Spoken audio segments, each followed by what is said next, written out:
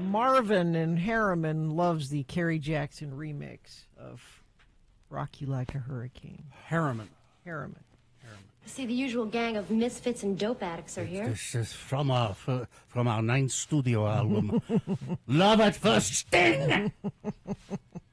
And because I had it on 45. 45. And 45 with the B-side of Coming Home. and because on this day, That was mine. Herman Rarebell, What? the drummer, Uh-huh. was born. It was a wonderful day when he came into the family.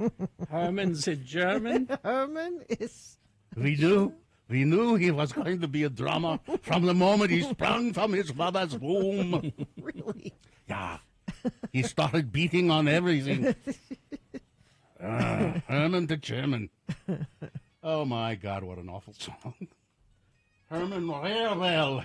That's not an awful song. That's pretty bad.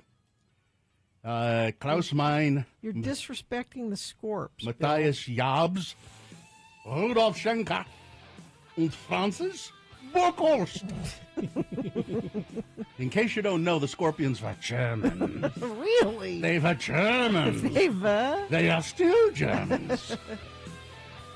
I love the Scorpions. Really? Yes. Yes, Okay. I do. Well, that's fine. How many millions of albums have you sold in your life, Bill Allred? None. I have zero musical talent.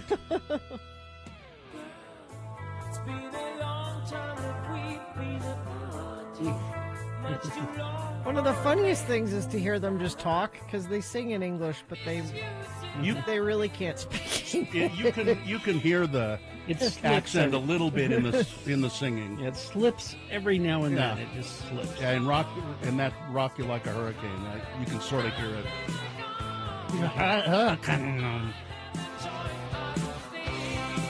I'm still loving you, Bill. We would never have gotten along in a romantic sense. Because you would have made me listen to this wreck. They're very talented people. It's just not the kind of music I like. It's not for you. I No. know. Winds of Change, Bill. This is a political song. Okay. This one you can really hear the German. Do you want to go back to the good old days? No, they like the things that... Listening to the wind of change.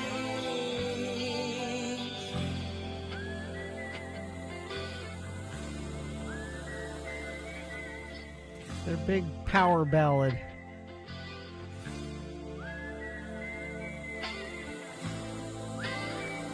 Oh, come on. I think It doesn't ever kick in. it's very fine when you have whistling in a song.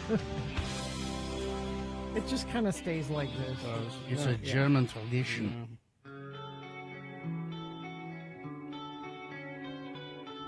Still loving you? No. Yes. Yes.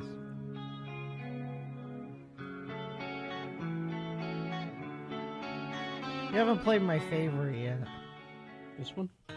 No. What is it? Blackout. Oh.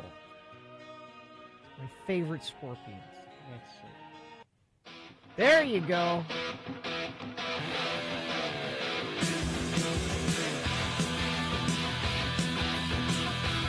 From the album Blackout. This is the title track. Scorpion. Oh, Carrie, you hit the post. It's easy with this kind of music. It's obvious where it's going to be. I can see there you heard the German right there. Yep. Don't want to find out. Just want to get out. How often do you wish that you were 14 again, Gina? Every day. Yeah. That's your sign off today, by the way, is you're disrespecting the sports.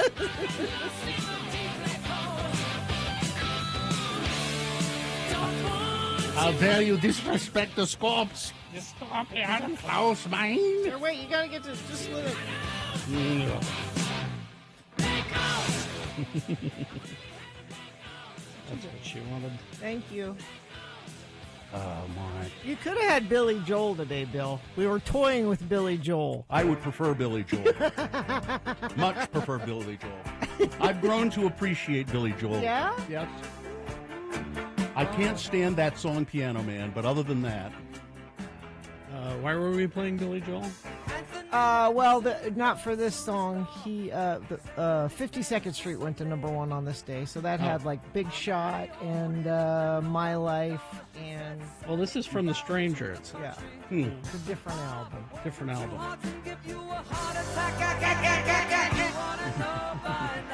You ought to know by now. No, that's right. It's Billy Joel. As they always said, Billy Joel sounds better in the original German. No, I actually have grown to appreciate Billy Joel's music over the years. Yeah. For a long time, I was just indifferent to it. I didn't like Piano Man. But you go back, he's a hit machine is what he is. He can write a hit song like in seconds, probably. He's amazing. And anybody who can do a residency at Madison Square Garden for, months and months and months, every night, selling out Madison Square Garden. I mean, geez. Pretty good. Klaus Meine couldn't do it. This has been Farting Around with Carrie, Bill, and Gina on X96, Radio from Hell. Okay, then. Let's take a break, shall we? We'll take a break and then come back with your check-ins if you've a mind to do them. Maybe you were on the Whiskey Walk on Saturday. That was seemed like a very fine event. I didn't get the walk part, but I got to meet everybody. And You got the whiskey part. I got some whiskey. So 877-602-9696 is the number you call. Check in with us. We like to hear from you. You can also text us 33986.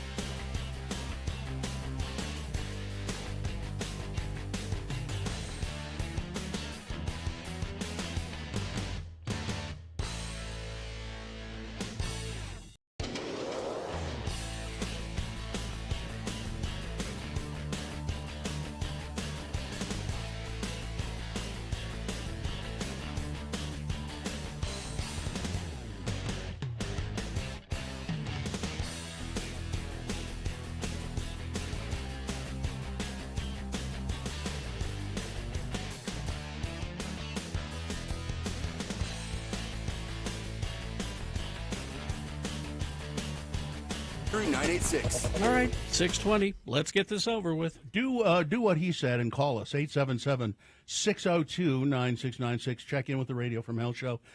We like to hear from you. You can also text us at 33986. Is there a sponsor here, Gina? There is. Catch the Nutcracker December 7th through the 28th at Capitol Theater. See the full lineup of dates and find your tickets at x96.com. It's America's first Nutcracker celebrating 80 years. The moon is 90.4% of full. It is a waning moon. The next moon set will be today at 10:48 a.m., today being Monday. It's the 18th day of November in the year of our Lord Jesus Christ, 2024.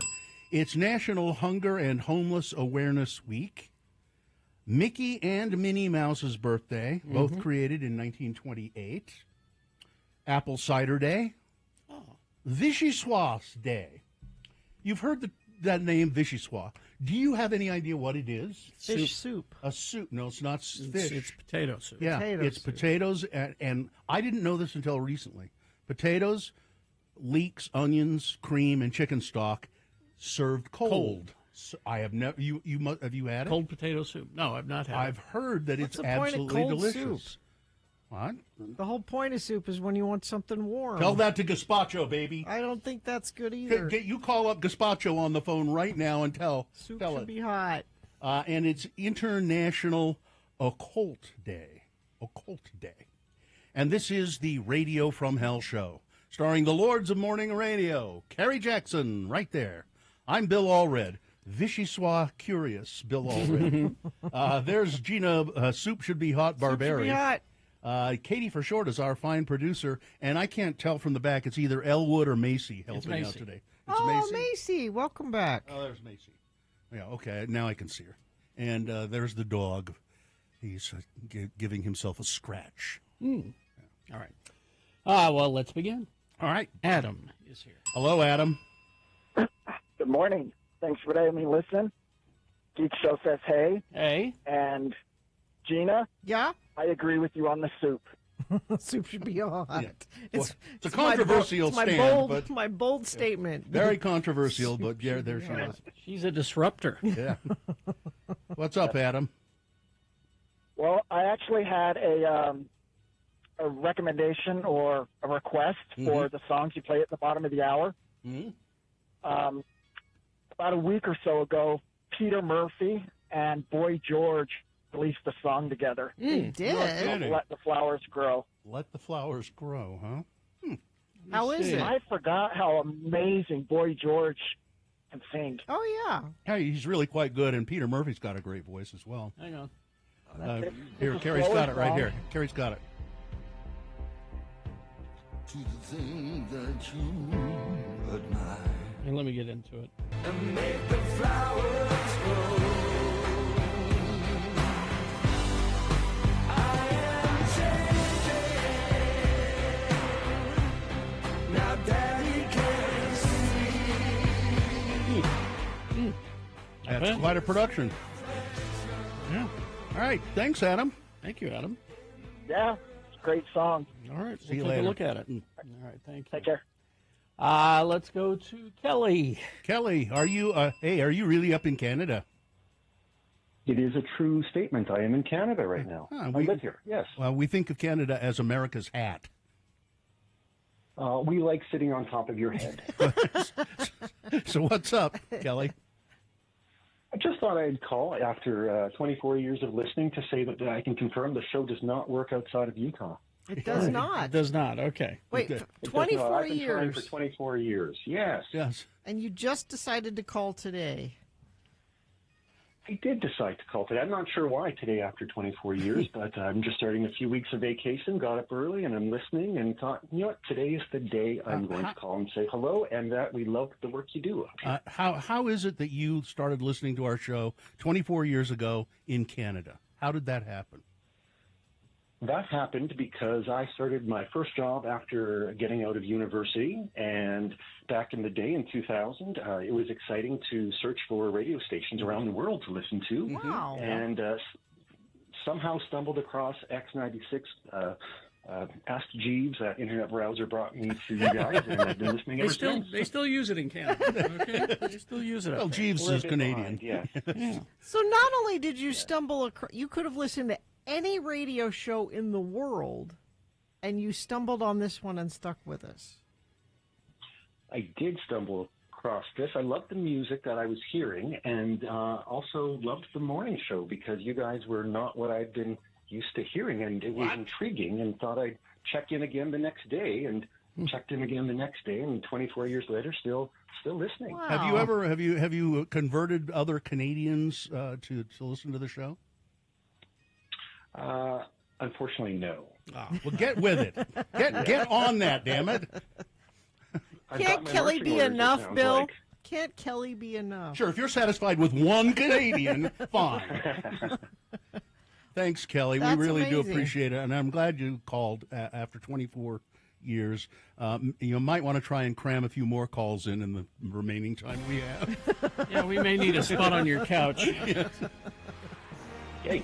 Thank you. Will do. Thanks, Kelly. Thanks, Have a great Kelly. day. See ya. Thank you. Bye. All right. So Amy now. Canada. Hi, Amy. Where are you calling from? I'm in Florida. Okay. This is Amy of Florida. Hi. Yeah, what's and up? I wanted to tell you my scorpion story for Gina's sake. Yes, you're right, Gina. They're amazing. Yeah. Doesn't matter what Carrie and Bill say. Yeah. My son, my baby, my youngest son, who's now 22, he grew up on all of the older rock, and so he learned to play "Rock You Like a Hurricane" was his first song on guitar. Sure. And now he's amazing on guitar. And we went on a trip to Europe, and Matthias Jabs has a shop in Munich. He's and a so scorpion. That was the whole point of. Yeah, he is the lead guitarist. Okay. And my son loved him, and so we went running through Munich because we only had one quick night there, and got to the store, and it was closed. Oh. Metal bars. That's a Scorps I have for a you. picture of him longingly. Yeah, it was all their fault. That's the Scorpions for you. You was get to close. you get to them and they're closed. Oh, I love it. And you raised him right with that music when he was I little. did raise him right. Well done, Amy. Yes. All right, Amy. All right, Thanks. Amy. Thanks for checking in. Thank you. And I'll go to Canada with you, by the way. Okay. Yeah, When you we're- guys go. Okay. Yeah, we're going to be sleeping. Get ready for us, Kelly. We're all coming. I'm going to sleep on Kelly's couch. Guest room up there. It's got to be big. All right. Thank you, Amy. Let's go to Mike in Nashville. Hey, Mike. Morning, Lords. Soup Hey. should be hot.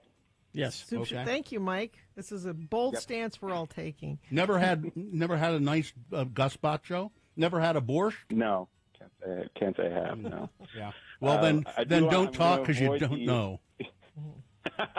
No, I said I've never had a nice one. Not say I haven't had one. I just haven't had a nice one. I see. I'm not gonna talk about the sports unpleasantness because Nope. it's too depressing. But I am going to sing the praises of Parental's burnt almond torte that you guys have been hyping, over the years. Mm-hmm. I finally ordered one this past week. We had it at a Friendsgiving this weekend, and it was rave reviews all across the I board. don't know why the Parentals company doesn't give us a free little cake or spit. two. Yeah. Something. Never got a free. It is worth. I mean, it's expensive. You can't do it all the time, but it is worth a special treat, for sure. Yeah, I had a Gold Belly coupon, so it worked out for me. Worked out. Oh, there All you right. go. Thanks, Mike. Thanks, I Mike. try not to steer you wrong with treats. See you later. Thank you, Mike. All right. Let's see. Derek from Lehigh checking in. Mixer driver Shane and dispatcher Jordan checking in from Orem. Let's see. Okay. The jokes are flying. The laughs don't quit. You're the caffeine, the perfect fit. News and chaos. The day's on fire. Tuned in now. It's all I require. Well, thank you. Wow. Who did that? Sketchy Blake from Ogden, I think. All right. Sketchy Blake from Ogden. Thank you. Let's see. Salem Steve checking in. Thanks for the morning strudels. Squeaka. Zane of Dallas checking in. Is Jimmy the wine guy doing sports wine? No. That would be Amy Donaldson. Ty from North Hollywood. Pittsburgh listener Mauricio Paez. Meshach of Erda. Everybody's checking in. Let's get traffic. Oh, and I will take your traffic from Canada, too, Kelly, if you want to let us know how the roads are there. We'll do that. Or Amy in Florida or Mike in Nashville. This show would never work outside of... It's the International Radio from Hell show. Things are moving well right now. That may change, though. We're expecting a little bit of snow today, so maybe get out and get moving early today because things are fine. They're just fine. All right. We got messages and a song. After the song, it's Big Boy News, and then Frank Christ presents They're Fine. They're Just Fine, our Dead Celebrity Game. Coming up. Stand by.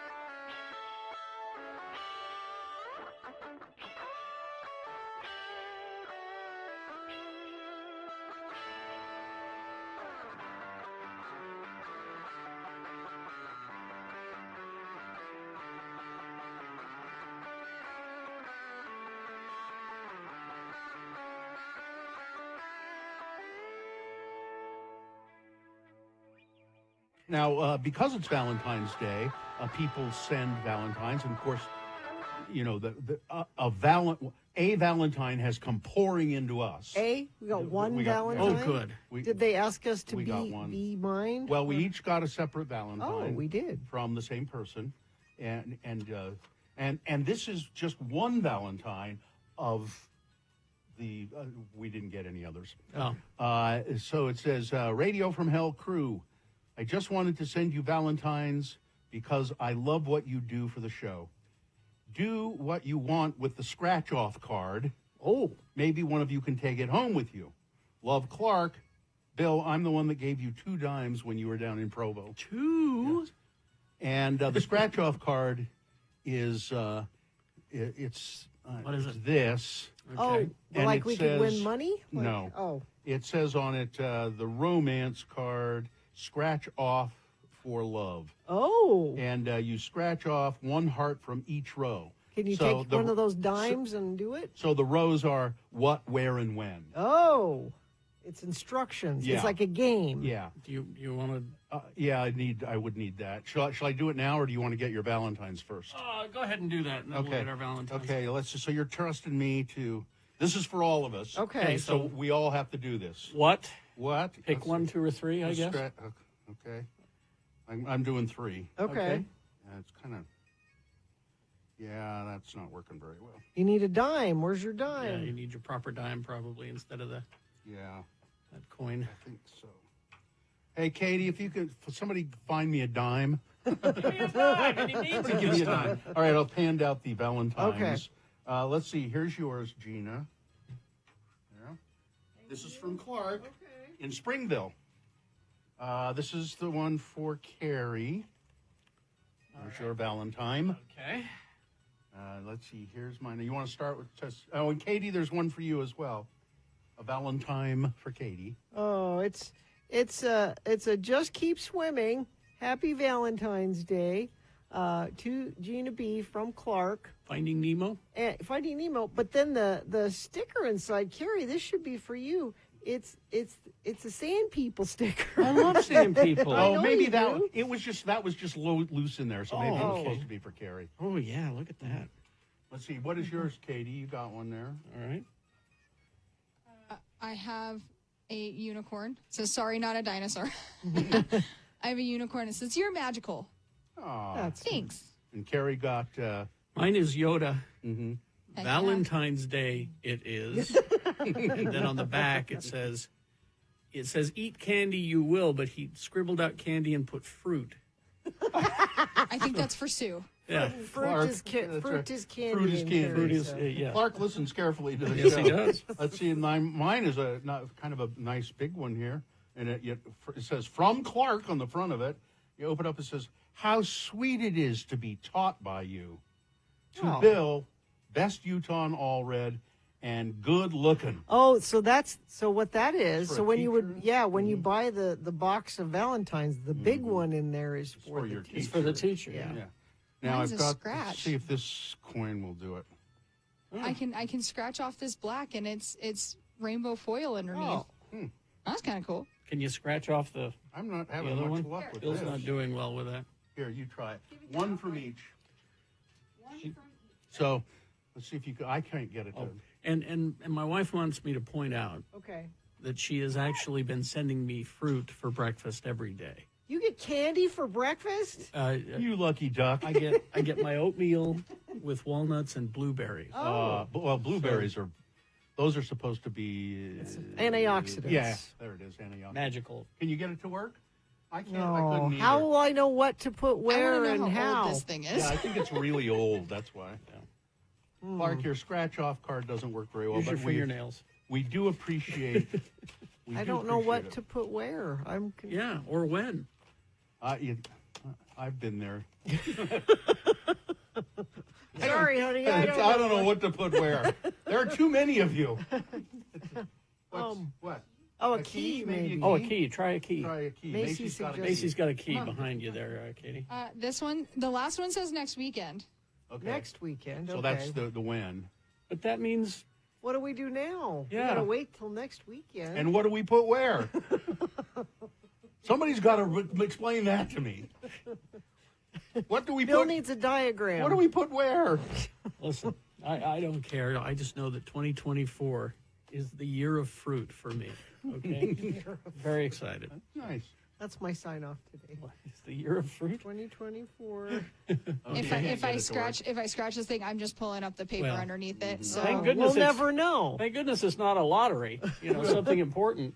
Well, Clark, none of us are going to have sex. Sorry. Oh, is that what that was? I think so. I got next weekend. That's all we know. Well, next. Sorry, guys. I guess what could be what the what could be mow the lawn. But you see, if you present this to me next weekend, I'll say yes next weekend, and it just keeps going. Oh, then it never happens. Never happens. What? Mow the lawn. Rent a something. Sweater. Rent a lawnmower and then mow the lawn. Nothing. No. Paint sprayer. I've tried so hard, No, you guys. it's all right. It's okay. We'll figure it out on our own. Rent a bobcat. One of those little tractors, you know, not an animal. Trencher. Yeah, a trencher. A ditch witch. A ditch witch. That's Ditch it. witch. Ditch witch is my favorite. Rent a ditch witch. Use it this weekend. There we go. Next weekend. It's not very romantic. Have you ever used a ditch witch? I haven't. No. Okay. What hot? Where? I can't read any of those. And when? Next week. So that's hot all we got. trenching. Hot trenching next week. Okay. Next weekend. I'm good with that. Hot trenching next weekend. Where do you put the ditch witch? Right about there. Right in the ditch, right?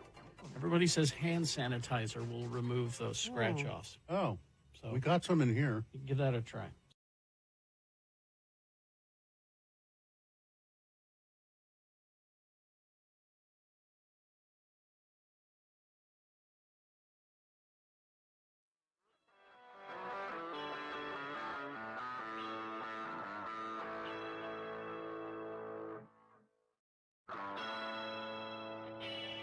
Because On this day in 1960, Kim Wilde was the kid born in America. I think she's got to be American. no, she's right? British. Oh, I think. Pretty sure she's British. I don't know. I'll look. Look it up. Look it up. All right, big boy news right now. Right after the big boy news, it's Frank Christ Presents. They're fine. They're just fine. It's the Dead Celebrity Game. Going to give you a list of 4 celebrity names. 3 of those celebrities are just fine. One of them is dead. If you pick the dead one correctly, you will win. Yeah, she's British, so what the hell? Because she's singing about the kids in America. But she says we're the kids. Well, singing like she is one. Oh, okay. That's not the prize, though. Never mind. The prize is tickets to see, Ballet West Nutcracker tickets. Oh, well, that's nice. It's a good prize. Nutcracker tickets. All you got to do is play Frank Christ Presents. Tell us which celebrity is dead. 877-602-9696. If you play the game, you'll win the game. It's just that easy. Right after this, Big Boy News and Opinioendo, brought to you by... Business owners, do you owe $15,000 or more on employment taxes and don't know what to do? McClure and Stewart, your local trusted tax attorneys. Go to McClureandStewart.com today. I believe it is accurate to say that the late actress Betty White was beloved. Sure. Oh, yes. She will be honored with her own United States postal stamp. It's a one of the forever stamps. You buy it, and it's the same even if the price of stamps goes up, you can still use it. An icon of American television, Betty White, shared her wit and warmth with viewers for 7 decades, USPS said in announcing the stamp. The comedic actor, who gained younger generations of fans as she entered her 90s, was also revered as a compassionate advocate for animals. The stamp features a smiling photo of Betty White based on a 2010 photograph by celebrity photographer Kawaku Alston. The Golden Girl passed away at 99 years old in 2021, just a few weeks shy of her 100th birthday. We'll have to ask Frank about her when he comes in. This is not good news. This is not a good idea. President Biden has authorized the first use of U.S.-supplied long-range missiles by Ukraine for strikes inside Russia. U.S. officials said the weapons are likely to be initially employed against Russian and North Korean troops in defense of Ukrainian forces in the Kursk region of western Russia. Biden's decision is a major change in U.S. policy. The choice has divided his advisors, and his shift comes 2 months before President-elect Trump takes office, having vowed to limit further support for Ukraine. Allowing the Ukrainians to use long-range missiles came in response to Russia's surprise decision to bring North Korean troops into the fight. President Volodymyr Zelensky of Ukraine did not confirm the permission to strike, but suggested on Sunday that more important than lifting the restrictions would be the number of missiles used to strike the Russians. The defense pick for the head of the Defense Department, Pete Hegseth. Yeah. Documents obtained by the Washington Post provide extensive detail about allegation and the response by Trump's defense secretary pick of a sexual assault.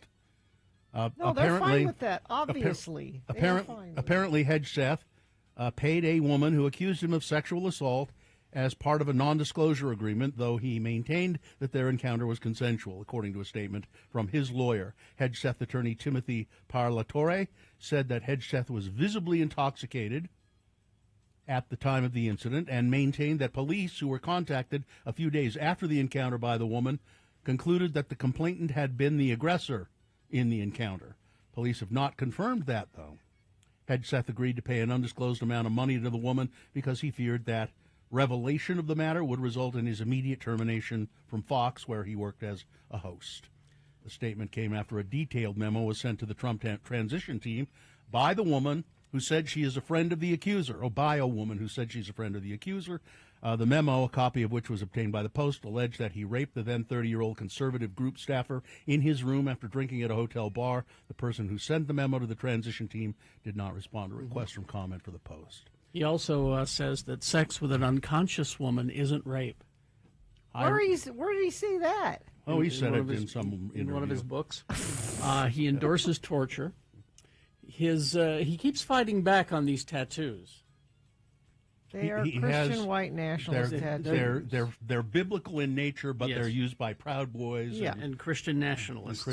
But he's saying that it's Christian discrimination. No, it isn't. If you talk about his tattoos. Yeah. It's not just a cross. Also it's says a specific cross. He also says that vets shouldn't accept government assistance. What? Yeah. They give life and limb for the country, and they shouldn't have any That's help what he at thinks. all. That's what he thinks. He also thinks that soup should not be cold. Gina. I don't believe that. A man has been taken into custody after allegedly kidnapping a 12-year-old Bountiful girl early Sunday. According to the Bountiful Police Department, family members of the child confronted the man, who's in his 20s, before he fled with the girl in a Chevy Camaro. After an Amber Alert was issued for the girl, Bountiful police officers located the suspect's vehicle, driving erratically, and began a pursuit with the suspect, then heading onto I-15 at a high rate of speed. As the suspect began driving on westbound 215, he hit a Woods Cross police vehicle, disabling both cars. Suspect taken into custody. The girl, who did not suffer any injuries, was transported to the hospital for evaluation. Police believe the suspect met the girl online. And that's a scary incident, but man, it's just lucky that they managed to locate him and get that girl back. This is ironic in a way. Victims of sex abuse are eagerly awaiting an art auction taking place in Dallas, Texas. hoping that the images of one of America's great illustrators brings them some financial relief for the pain they suffered as Boy Scouts. For more than 50 years, the artist Norman Rockwell helped shape the reputation of the Boy Scouts with paintings illustrating Scout vows, such as being trustworthy, loyal, kind, clean, and brave. On Friday, more than 24 of Rockwell's Boys Life magazine covers and Scout calendar illustrations went up for auction. Early bids are topping six figures. More than 50 Rockwell pieces owned by the Boy Scouts organization itself will be sold in the months ahead. The proceeds will help pay settlements to tens of thousands of people who say that they were sexually abused as kids by Scout leaders. In all, some $2.6 billion is being distributed by the Boy Scouts, not just from the organization's art collection, but through land sales of Scout camps and insurance. For the Scouts, hiring artists like Rockwell and others to depict wholesome activities helped create a global institution that has attracted more than 130 million boys since 1910. It's ironic, isn't it? And somehow fitting, perhaps, that those Norman Rockwell images are now being auctioned off to maybe bring some amount of comfort or relief to people who've been abused in the Boy Scouts organization. This story, here it is again, more food being recalled. One person has died. 36 people have been sickened in connection to an E. coli outbreak in organic carrots. The affected carrots, now I don't know what you would expect carrots to be from a place named this would be like.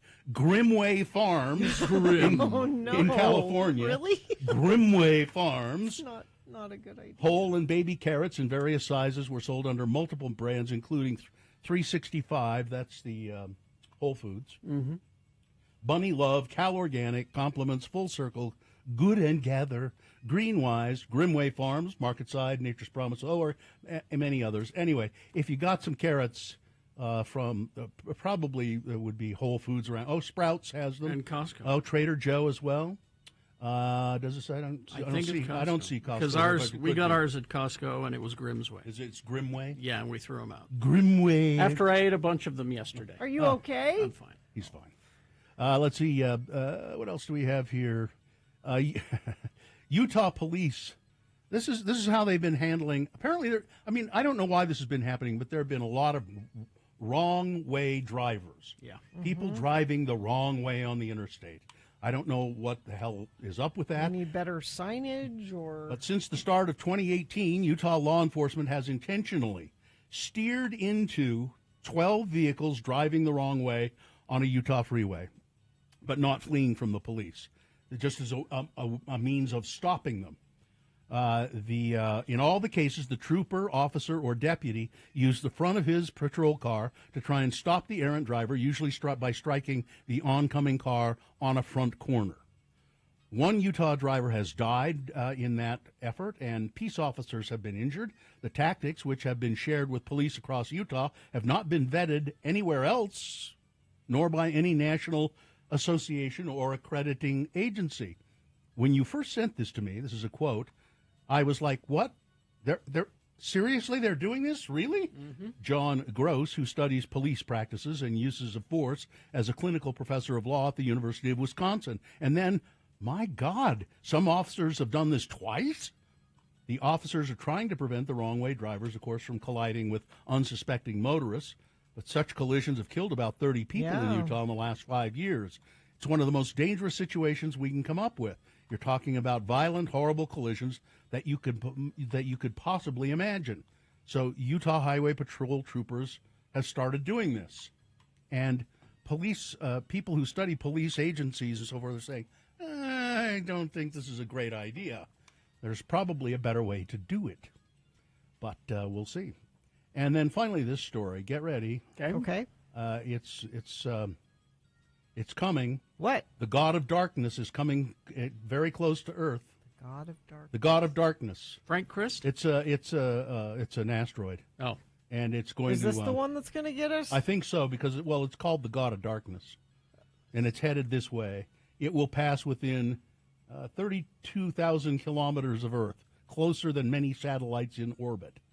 It will fly by on April 13th, 2029. Oh, we have time. Yeah, we got plenty of time. Okay. We got plenty of time. The God of Darkness.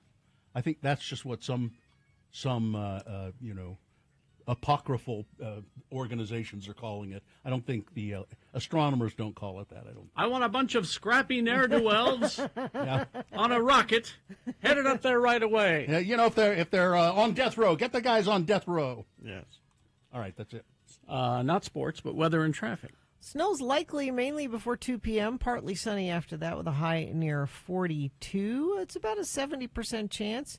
Not a ton of snow associated with this. More in the mountains, of course, but down here in the valley, skiff a little bit.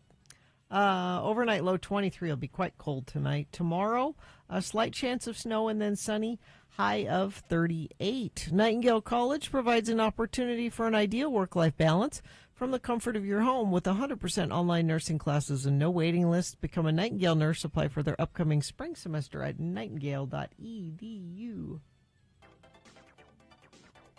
Let's see. Right Wing Wade texted in earlier and said that, what did he say? I-15, both lanes moving well, and I agree, Wade. No accidents being reported. If you see something, you can say something. 33986. Frank Christ is in the studio with us now, ladies and gentlemen. Hello, everyone. Hi, Frank. You heard us talking. Frank is, by the way, a Grim Reaper. His specialty is reaping the souls of celebrities, and it makes him feel bad to do it because he loves I love our precious celebrities. They're precious. They are precious. Everything they say and do is right. I know. Frank is, as you might expect, a Grim Reaper. He's a skeletal figure. He has a scythe. He wears a robe, and the only kind of difference Frank is a Grim Reaper is that he has an electric scooter with a sidecar. Do you get made fun of by other Reapers for your choice? Well, they used to. But, the rest of them are on horses. Yeah, just old-fashioned. And whenever I hand them the shovel, then I remind them. Frank, we were talking earlier about Betty White. Was she as wonderful as everybody? She was wonderful, but she had so many dirty jokes. So when you took her soul to the distribution center. Yes. Where do you think she went after that? Oh, well, she went to heaven. She's one of the few. One of the few that went to heaven. Yes.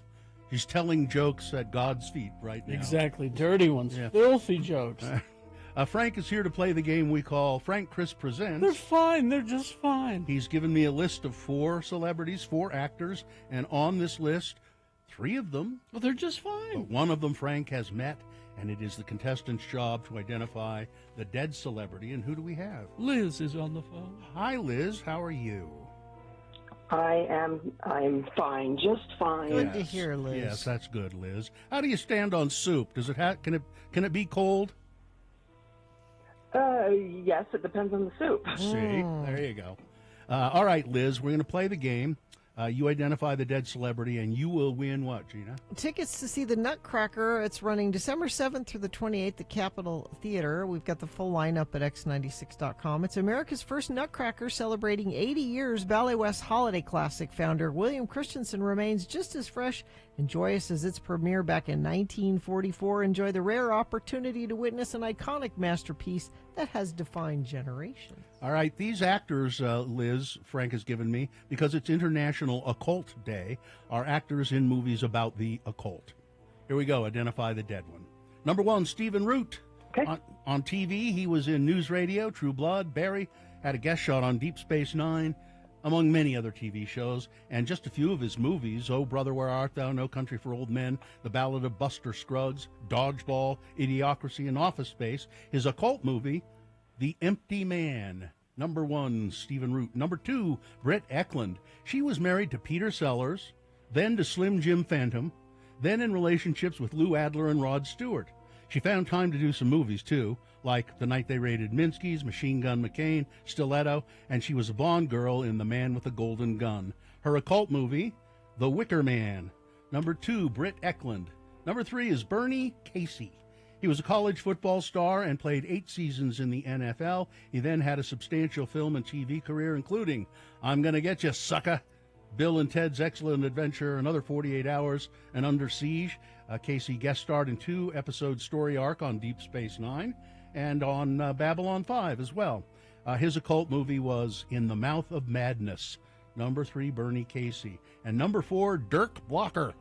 His father was actor Dan Blocker, Hoss on the TV show Ponderosa. In addition to many TV appearances, he was in several movies, including Midnight Madness, Raise the Titanic, The Border, Poltergeist, Starman, Trouble in Mind, and Made in Heaven, a cult movie. Prince of Darkness, number 4, Dirk Blocker. One of those actors is dead. Liz, which one? Oh, gosh, I'm going to go with Bernie Casey. Yep, absolutely. Bernie Casey died, and yay, Bernie Casey's dead! Hey, that's my job. He died in 2017 at the age of 78. He was also I guess, an artist and a poet. He wrote poetry. So there you go, Bernie Casey. Congratulations, Liz. You're going to get those. Thank It was you a so Nutcracker. much. Nutcracker, is that right? Correct. Yeah. Have you seen the Nutcracker, I can't Liz? wait. Have you seen it? It's been many years, but I love it. It's one of my favorites. It'll be great. All right, hang on the line, Yeah. Liz, and Katie will help you out. You're welcome. Well, I would go see Mickey Mouse, but, Well, yeah, come on. It's 96 today. Yeah. But I will say this, Gina, Linda Evans. Oh. 82 today. Crystal Carrington? Yes, 82.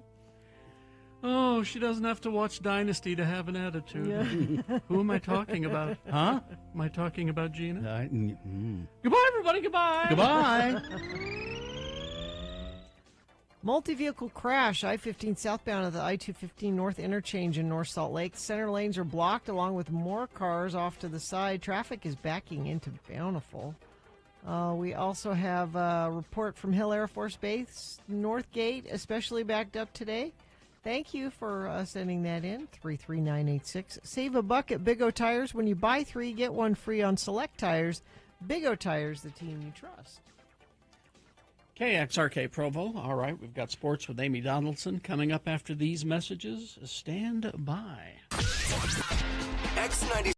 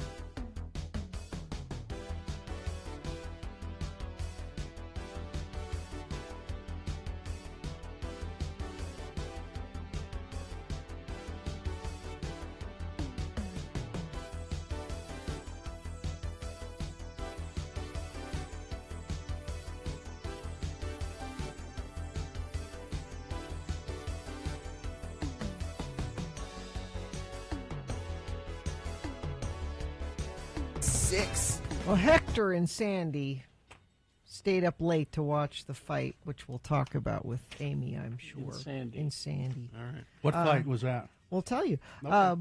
Brought to you by, would you like to gain strength, balance, flexibility, and confidence with training from United Studios of Self-Defense? You can and you will. To receive 1 week of free martial arts lessons, visit ussdutah.com. Amy Donaldson Sports. Break. Yeah, now here she is, Amy Donaldson. She is a sports reporter, and she's a podcaster. Her podcast, what's it called? Making of a Moment, the RSL story. Making of a Moment, the RSL story. Is it doing well? Yeah, I believe so. I mean, nobody said you're fired, so, which is, right. a thing. But no, this week is the final episode of the main run, and there will be a couple more bonus episodes after that. We'll see what happens. But So it's Making of a Moment, the RSL story. Yeah. And you can find it wherever you get podcasts. You got it. All right. And we have a website, makingofamomentpod.com, if you want to go there. And I wrote some stories as well. So All right. Cool. Yeah. So So you wanted sports. to talk about? Did you want to talk about Curly first? Or you want to? Let's talk about the fight. Okay, the fight. I Jake, heard it was not good. No, there was No. a good fight that night. It was the fight right before the Tyson Jake Paul fight. The best description I heard was Father Time is still undefeated. And I think I see this a lot in sports where athletes struggle to transition to regular life. There's so much tied up in your ego, and there's the routine of being an athlete. There's the prestige of being an athlete. There's a lot of downside to it. You sacrifice a lot to be there, but a lot of athletes struggle to then go to normal life and just deal with like the monotony of, That's not why Tyson fought, though. The reason he fought, and he said, it's because he smoked some toad venom and then saw God, and God said, you should fight. I swear to God, that's what he said. Yeah, but I mean, maybe God has a sense of humor. Like, I don't know. He could. There's some things I have questions about. But yeah, Jake Paul, 27-year-old YouTuber turned UFC fighter. He defeats Mike Tyson, arguably the best heavyweight champion in the world ever, in three. It was a decision, which was kind. So they changed. Normally, professional fights are 3-minute rounds. They changed it to 2-minute rounds. And they only get 8 rounds, right? Yeah, again for so it's not a real heavyweight fight. This was a and it was a TV lot show. So the fight before the fight, but the slapping, is that what you're talking about? No. I'm talking about the undercard fight. Oh, okay. Yeah. I like the slapping better. Did you see that? I saw one segment of the slap. Oh, when Mike slapped Jake Paul. That was because he stepped on his toe. So the undercard fight before was women, Amanda Serrano and Katie Taylor. That was a fight. Women. I'm telling you. It was entertaining. Yeah. It was. Yeah, I feel like watching two people bash their brains They out. choose to do that. Well, This but is their sport. I mean, it's a combat sport. To me, it's the same as football. I mean, you could argue that's a very similar thing, true. right? But I love MMA. I love boxing more probably, but more women are drawn to to the MMA fighting because you can use all of your body. It's not just relying on just. It was a great fight, and it ended in a controversial decision. That was so much more entertaining than watching the Jake Paul, Mike Tyson. I guess the reason Jake Paul and Mike Tyson was not entertaining is because neither one of them seemed to care about landing punches much. No, they just sort of danced around a little bit. They got their money. That's why they were doing it. Yeah. This was all, it was for show. All right. But anyway, so college football, there was some losing in college football locally. It was not a good weekend. No. Okay, so BYU and Utah both lost. Utah loses to Colorado in what can only be described as just the most ugly of ugly games, 49-24. Isaac Wilson has 2 TDs and 3 interceptions. 49-24. Oh yeah, it was bad. And then there was just nothing that really even looked good. I mean, like I couldn't find any silver lining, and I'm good at that. But number 23 Iowa State is the next opponent for the Utah, and so it's going to remain painful and ugly. Yeah. So we're just going to write this season off. Everyone keeps saying, they could still be bowl eligible. No, they can't. No, you have to win at least 5 games. Once they lost to BYU, it was over. BYU, and you don't. Do you want to see this team No, play that's in a what I'm bowl saying. game? I think we should get this season over with as quickly as possible and let everybody rest, and we'll come back and try. This is like again being next on our year. super, super bad date. You know it's not going to go well. Just go home. Go to bed. Forget it. You did this. BYU lost to Kansas 17-13. Jake Retzlaff, 1 TD, 1 interception. They fall to number 14 because of the loss. It is their first loss. And honestly, I know there's lots of criticism floating around about all the teams losing and stuff. It's very common in fans, but people calling for for coaches to be fired after one loss, you don't deserve to watch the team play. I hope you lose your season tickets. So they up next for them is another ranked team. They play Arizona State, ranked number 21 right now. Utah State lost to New Mexico 50-45. Whoa. They are now 1-6 on the season, so things are good all over. You have company in your pain cave. And then Weber State, they lost to Idaho 31-24. Up next for them is Cal Poly on Saturday. So yeah, just pain all the way around. Right. In the NFL, though, if you want to have a silver lining, 34-year-old Taysom Hill proving that Father Time he might be Father Time. Yeah. 3 touchdowns, but like it was the way they came. It was he's rushing. He's taking snaps. He can do everything. I mean, seriously, I expect to see him kicking extra points soon. But yeah, he's just having the most amazing NFL career after. Who does he play for? The Saints. Okay. And he helped the Saints beat the Cleveland Browns. I think they won 35-14. And the Chiefs lost. Chiefs are no longer undefeated. Yeah. Taylor's boyfriend. That was a good game. He only got like 2 catches. It was a great game. And I'm glad they lost to the Bills because they'll meet in the playoffs. It'll be so fun. I assuage my feelings about that because there's a couple Utes on the Bills. So I'm okay. But also, I mean, Josh Allen is a very likable quarterback as well. And I just think they have a great rivalry. And that is the game, if you remember, last year where Jason Kelsey, when the Eagles were eliminated, he came and was a fan and like took his shirt off and jumped out the window. So I'm hoping for a little more Bills Mafia action if they meet in the playoffs from the families. Utah Jazz, they actually won a few games, but they lost to the Clippers yesterday. And there is a new controversy brewing about Michael Strahan. Apparently, before a game, he had his hands folded at his waist rather than his hand on a heart. And the other broadcasters had their hands on a heart during the national anthem. So people are calling for him to be fired. That's not a rule, people. No. You don't have. It's the Pledge of Allegiance that you do the hand on the heart. It's never been a rule. Put your hand on your heart and there's no rules. Also, this is America. You don't have to do anything. You know what they did with the Pledge of Allegiance before the hand on the heart?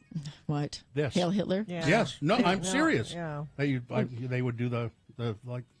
In classrooms and all of that. Well, let's just remember the Pledge of Allegiance was originally a PR stunt to get people to go to the World's Fair. Yeah. So there you go. And then we beefed it up in the 50s because we really wanted it to be Americans. But you wanted to talk about Bela Karolyi? Yeah, Bela Karolyi, a legendary gymnastics coach.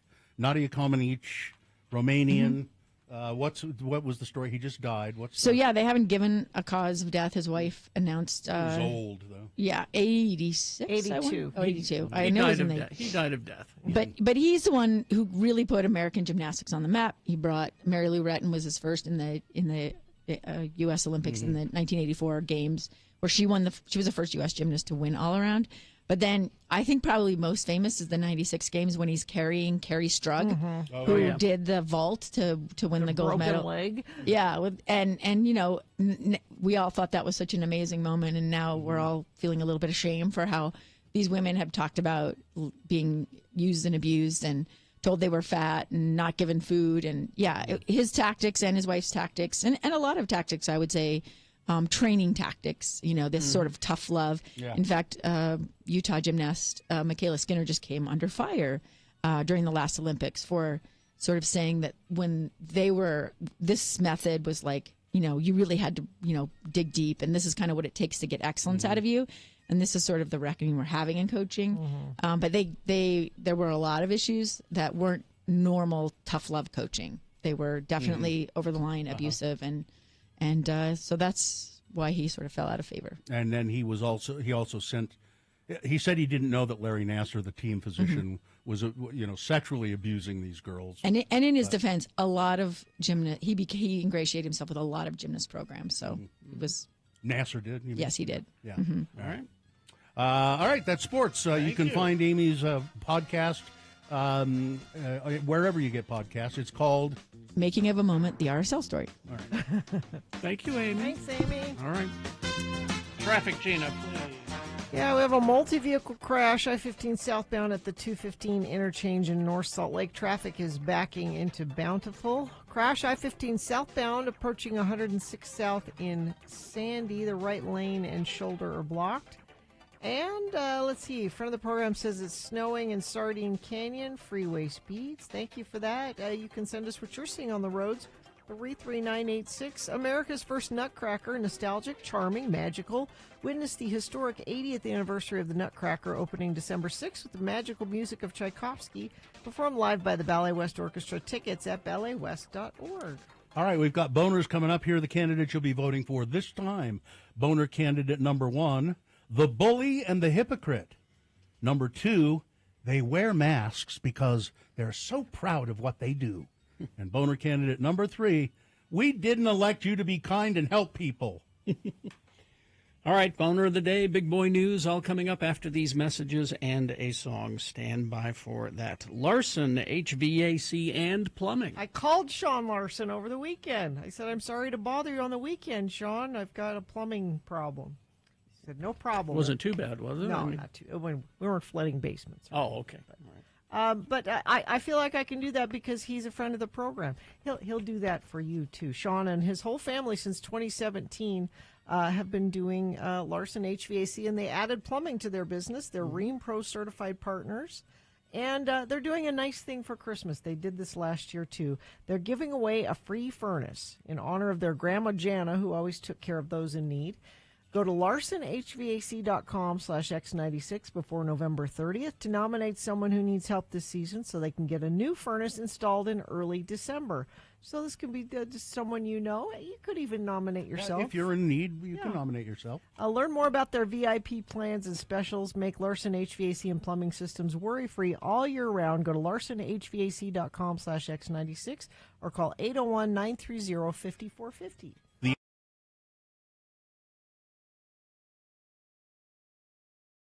All right. The Davis Robotics team, we ask you to donate money to them for their big competition. Well, let's find out. They're here in the studio. Yeah, we've got Dante, Joshua, and Maddie here, members of the Davis High School Robotics team. They went to the World Championships, right, in Texas. In Dallas, was it? Yep. Yeah. Yeah.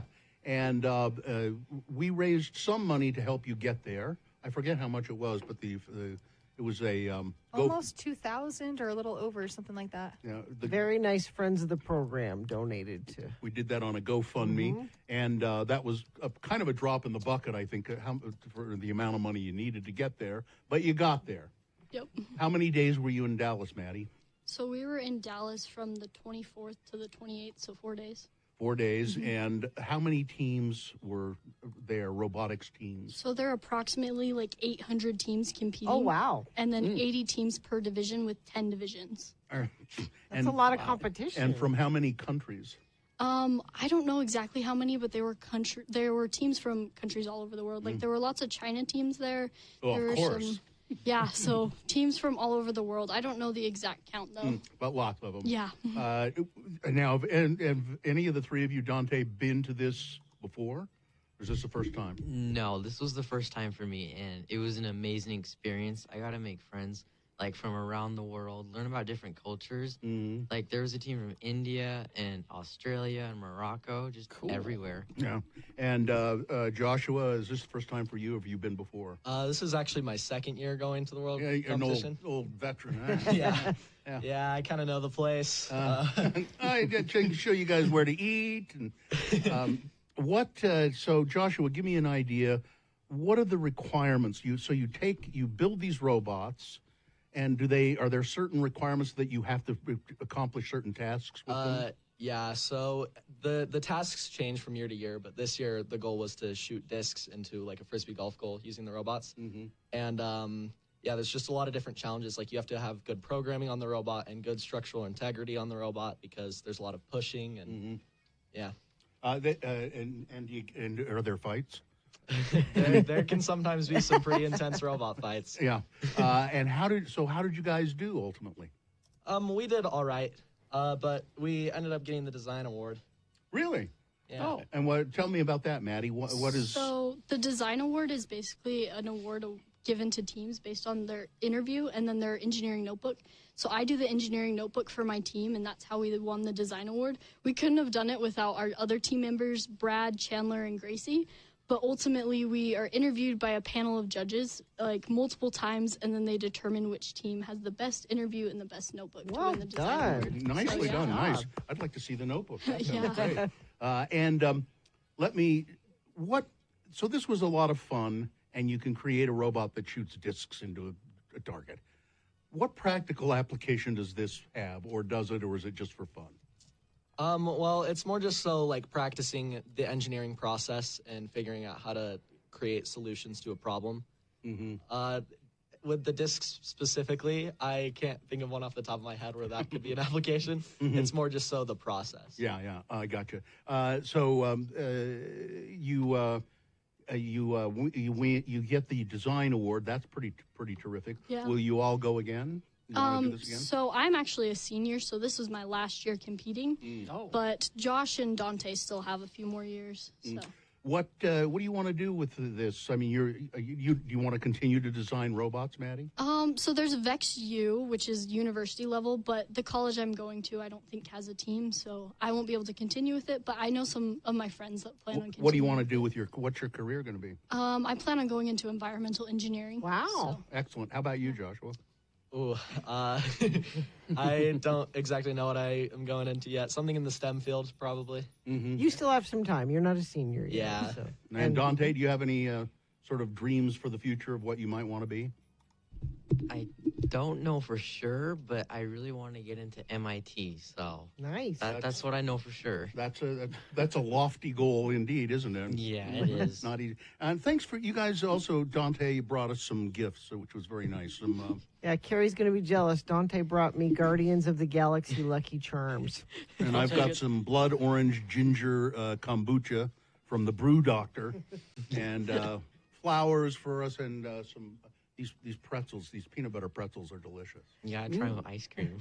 With ice cream? Yeah. Come on, Dante. That's yeah. getting a little much. A couple of texts we got. River Robotics says, hi, we're going to beat you in state next year. Let's go, they say.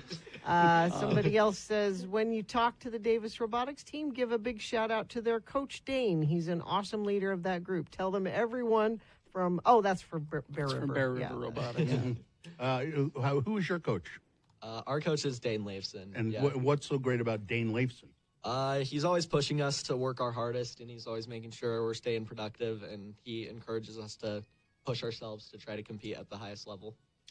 So are you guys now heroes at the school?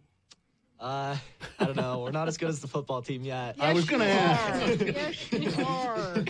You get letter jackets and none of that kind of. You don't get letter jackets. No. You should. I think you could, couldn't you? You ought to be able to letter in robotics. I mean, if they let the theater people have Letterman's jackets, you guys. Because it's a competition. You were in a competition. Yeah. Well, then Gina, why don't you fix this? I will. for I'll me? fix I mean, it. Gina will they take should care have. They should have sent the cheerleading squad down with you. Yes. Oh yeah, for sure. And just one takeaway highlight. What was the most exciting or the most fun you had? At Worlds or just in robotics in general? Or either or. I think getting to know new people, because everyone in robotics is like family. We spend 15 to 20 hours a week working together. So we're basically siblings at this point. So just getting to know everyone and building those super close relationships has been super fun. And you get in fights like siblings do. Oh, too? yeah, 100%. You're doing it wrong. Yeah. Joshua, what about you? I love the overall feel of the competition. I love being able to compete, and when you win or you lose, you still just get the sense of, accomplishment that, you were able to do a task and compete with that. And how about you, Dante? What do you take away from all of this? I just like working together with everyone, and robotics is kind of my happy place because I don't need to deal with anything else, and I'm around with kids. They don't care what they look like. They just want to build robots and have fun. Yeah. And same with Josh about winning or losing. it's really the experience that we gain from this, and that's what I love about robotics. You guys are so damned idealistic. I can't... You found your people. Isn't that fun to find your people? Yeah. I just love being around and just working on that. When I was in high school, I found my people. They were the ones that smoked in the parking lot. Those aren't the good people. Those were my people. Go out and smoke in the parking lot. A couple more texts. These kids sound more intelligent than most adults I know. One second, Donnie. Hang on. Go ahead, Carrie. There's a couple of texts here. These kids sound more intelligent than most adults I know. Yeah. Another text, shout out to Davis Robotics from the Green Acres Elementary Robotics team. Our 6th graders won the Create Award in the elementary competition. Excellent. Oh. What were you going to say, Dante? Go ahead. I just wanted to thank everyone that supported us, all our listeners that donated to the GoFundMe and X96 too, but our listeners, we couldn't get there without them. And we just want to do a shout out to them. Okay. And to our other sponsors like Real Salt Lake, we got Logan Pro and Big O Tires. Oh, good. Excellent. All friends of the program, those businesses. Yeah. All right. Congratulations, you guys. You didn't have to bring gifts, but thanks for the pretzels. That was very nice. And way to go. And next year, you'll win first place. Yeah? Bill knows. You will. Can tell. Thanks a lot, Bill. Keep us posted. Yeah. Thanks a lot. Congratulations, you guys. And we're gonna take some. We're gonna take a picture of these guys, and we'll post that on our social medias and all of that stuff. So thanks a lot.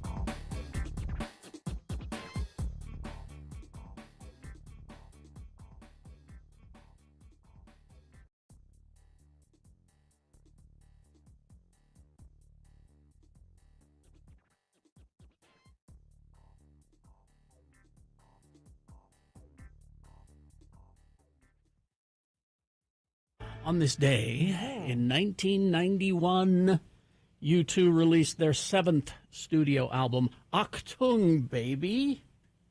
And that is track number 1. That's a slick song. Zoo Station. All right, time for Boner of the Day. 3 news stories. These are examples of bad, stupid, or funny human behavior. You will decide with your vote of these 3 candidates which one is the worst.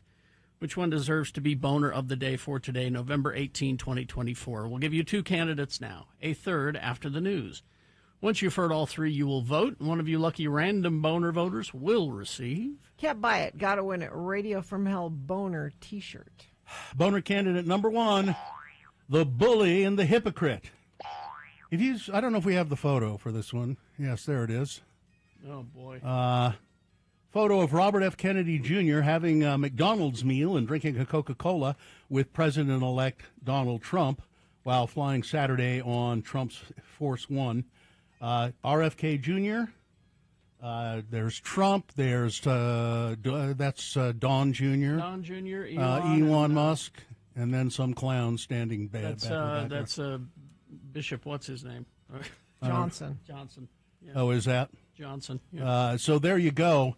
And this really, so RFK Jr., the choice to lead the Department of Health and Human Services, has talked about how bad McDonald's food is for you, how Coca-Cola is bad for you. It's really bad for you. He said the food on the campaign trail and on the Trump plane is always bad. You get your choice of Kentucky Fried Chicken or Big Macs. That's when you're lucky. The rest of the stuff I would consider inedible. You know, so you look at that photo and you can see that smug look on Donald's face. Mm-hmm. I'm making him do this. Mm-hmm. Well, it's like the Mitt Romney photo. And, and he's doing it, and he's a hypocrite, and Don's a bully. Mm-hmm. It's just, you know, and he says, well, That's the only choice you have on the plane. There's stuff to eat. could Bring not your eat. lunch. Yeah. I think ahead. I would bring my own. Bring a banana. These people just are all so awful. Boner candidate number 1, the bully and the hypocrite. Here's boner candidate number 2. Well, they wear masks because they're so proud of what they do. A group of masked individuals brandishing Nazi symbols were filmed marching through Columbus, Ohio on Saturday. Footage circulating on social media showed the group can be heard in the video screaming racist slurs at a passerby while waving flags with swastikas. The Columbus community stands squarely against hatred and bigotry. Mayor Andrew Ginter posted, "Together we reject the cowardly display reported in the Short North area of town earlier today," he said. Columbus released a statement following the incident. "We stand united in condemning the hateful and violent actions of Nazi groups in Columbus." And I heard a group of counter-protesters decided they were going to go out and march because these people were in their neighborhood. Yeah. And they went out and marched, and I heard one woman saying, "See, we're not wearing masks. We're not afraid to show our faces because we're proud of what we do." Mm-hmm. Boner candidate number 2, they wear the mask because, they're so proud of what they do.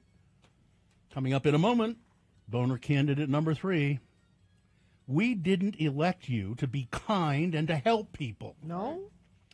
Boner candidate number 3 coming up after this. Big boy news and opinioendo brought to you by Waterproof your home with Base Coat because water can make its way through your foundation in many different ways. Base Coat specializes in a variety of permanent foundation waterproofing solutions tailored to your unique issue, from sump pumps all the way to major repairs, crack settling foundations. Each solution backed by guarantee. Schedule a free assessment today at baseco.net.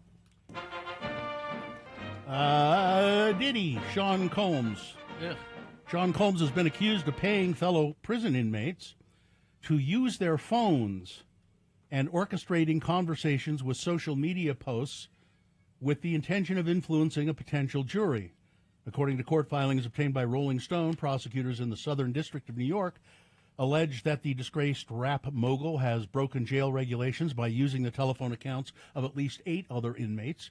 Prosecutors say they have the recordings of the various calls he's made. Seemingly to avoid law enforcement monitoring, the defendant uses other inmates' PAC numbers to make phone calls to both individuals on the defendant's approved contact list as well as other individuals who are not on that approved contact list, they claimed.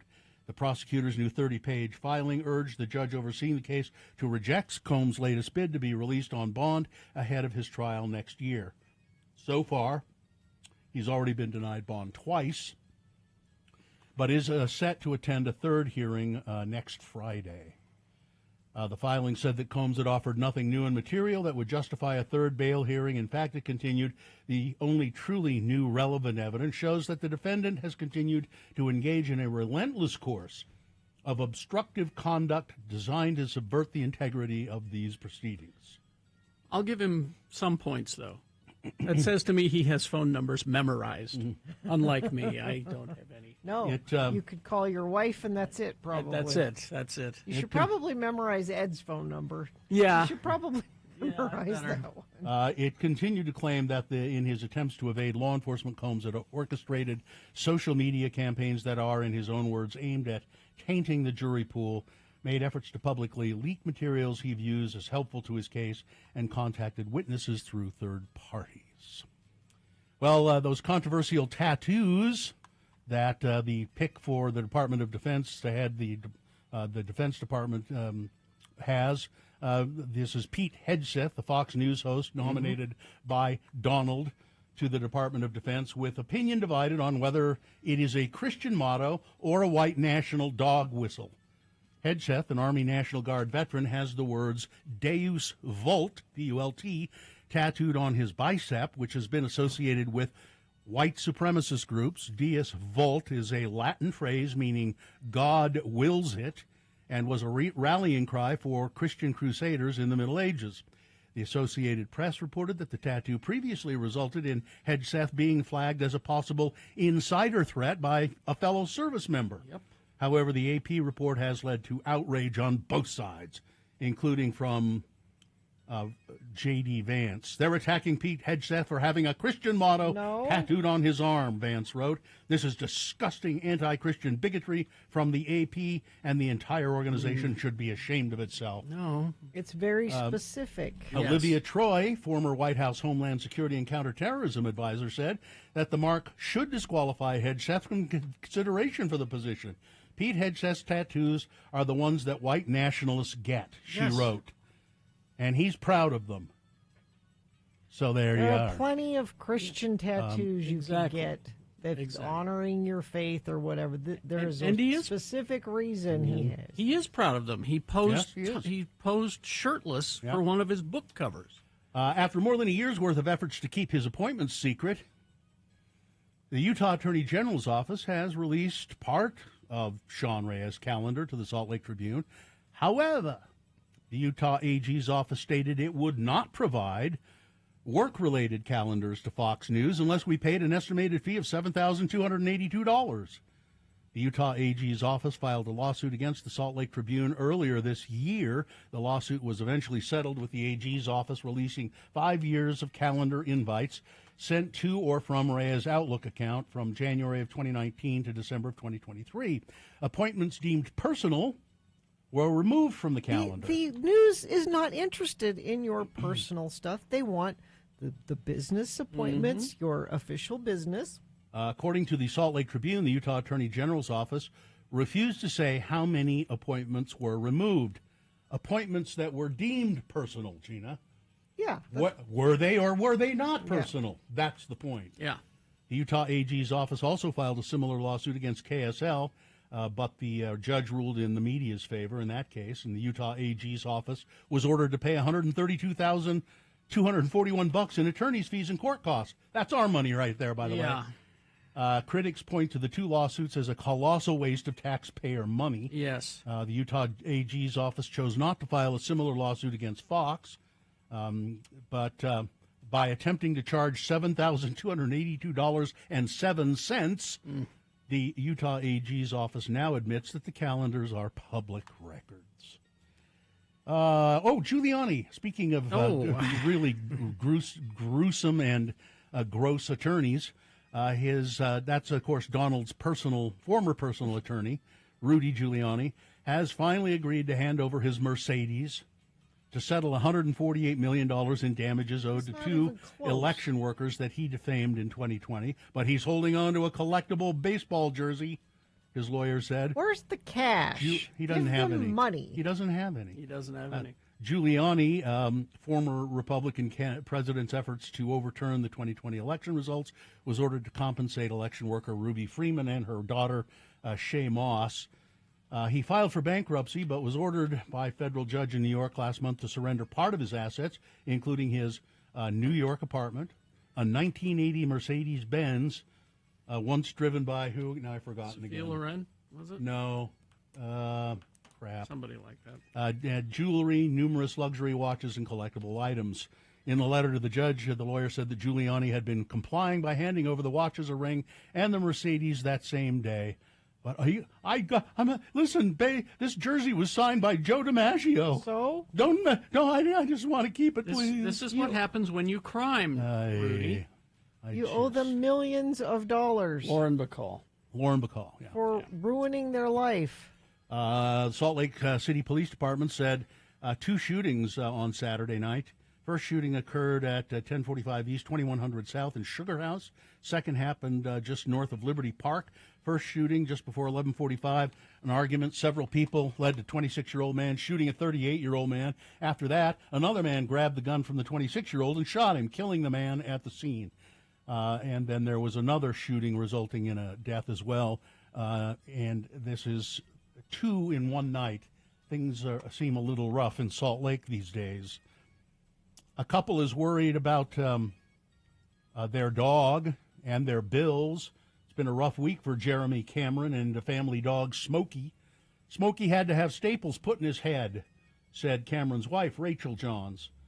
And her husband, she said, his chest is sliced from the middle all the way down to his left leg. And then his left leg is cut so bad to the joint where they had to want to amputate it. On Monday, the couple was outside the Motel 6 in downtown Salt Lake. They met a man who allegedly threatened Jeremy. He looked at Jeremy and said, "I'm going to kill your dog." And he started stabbing him, and I wasn't strong enough to pull him off him.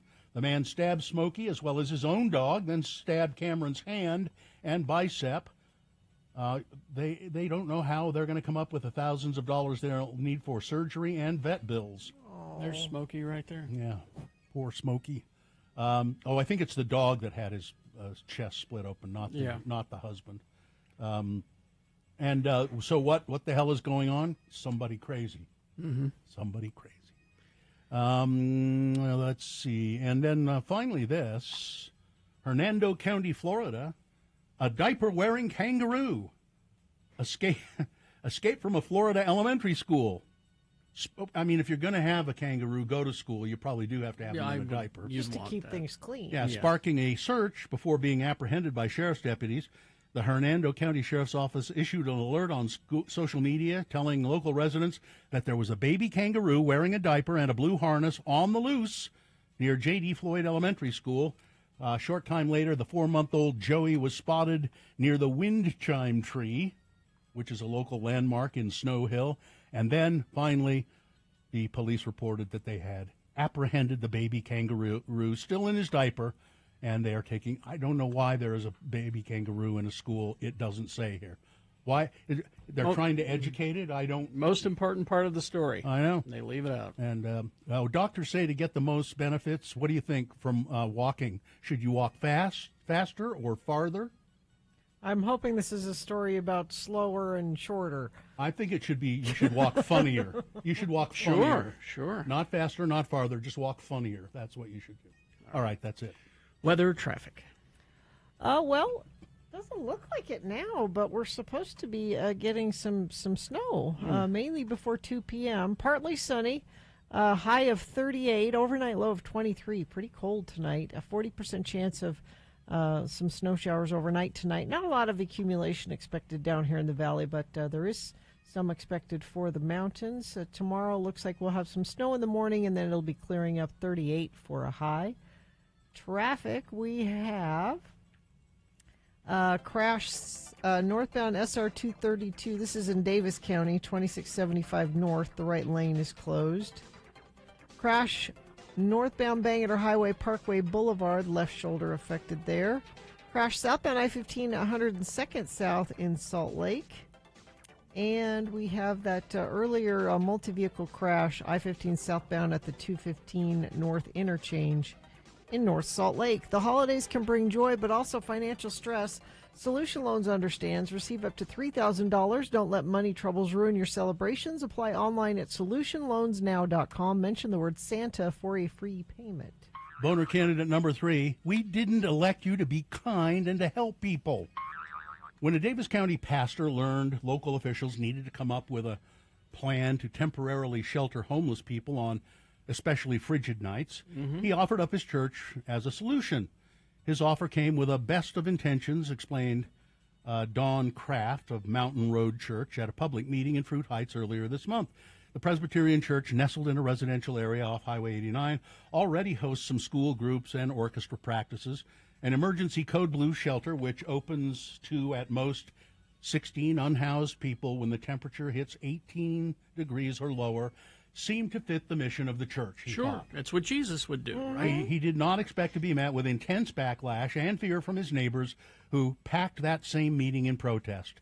The issue has become one of contention and anger and even division in this this precious community that we are so proud to be a part of, Kraft said, and we certainly don't want to be the cause of such angst. So he unexpectedly pulled the church's offer at that November 6th meeting. His announcement was met with a round of applause from the crowd. But with a chill already in the air, Davis County commissioners this month were left with little recourse. The county is required, under an agreement with the state, to provide temporary blue cold winter shelter this season. So officials there quickly returned to their original plan, 3 rotating emergency code blue shelter sites bound for an old county emission center in Kaysville, a senior center in Clearfield, and a golf course clubhouse in Layton. Residents still rejected it. Many from Kaysville flooded a county commission meeting this week, though the planned shelters weren't on the agenda, so much so that a commissioner worried that the fire department might soon have to have people leave. We are not cold-hearted, unvirtuous people, said Joel Harris. This is the very explanation of it. We're concerned about the safety of our children. We're concerned about our property values. Kaysville Mayor Tamara Tran said she had personally emailed the commissioners a series of questions and demands, wanting to know how the site would be managed and so forth. But the people of Kaysville particularly, we did not elect you to do this. Listen to us. Change your agenda, they said. We didn't elect you to be kind and to help people. Boner candidate number 3. All right, let's review the first two and vote. Boner candidate number 1, the bully and the hypocrite. Donald Trump being the bully and the hypocrite being RFK Jr. Eating McDonald's on the plane. Boner candidate number 2, they wear masks because they're so proud of what they do. A group of masked people brandishing Nazi symbols marching through a Columbus, Ohio neighborhood. And Boner candidate number 3, we didn't elect you to be kind and to help people. All right, here we go. Time for you to vote for Boner of the Day. Remember your candidate number, the one that you think should win. The one that you think is the worst. 1, 2, or 3. Remember your candidate number. Put that single digit in the message of a text. Text it to 33986. Or you can call Katie in the producer's booth. She'll take your live voice vote at 877-602-9696. Or go online, x96.com. Look for the box that says Boner of the Day, Boner voting November 18, 2024. Click and vote. And if you don't see that box, refresh your browser. It'll appear. You've got less than 300 seconds to get your vote in, so let's go. This is Boner of the Day.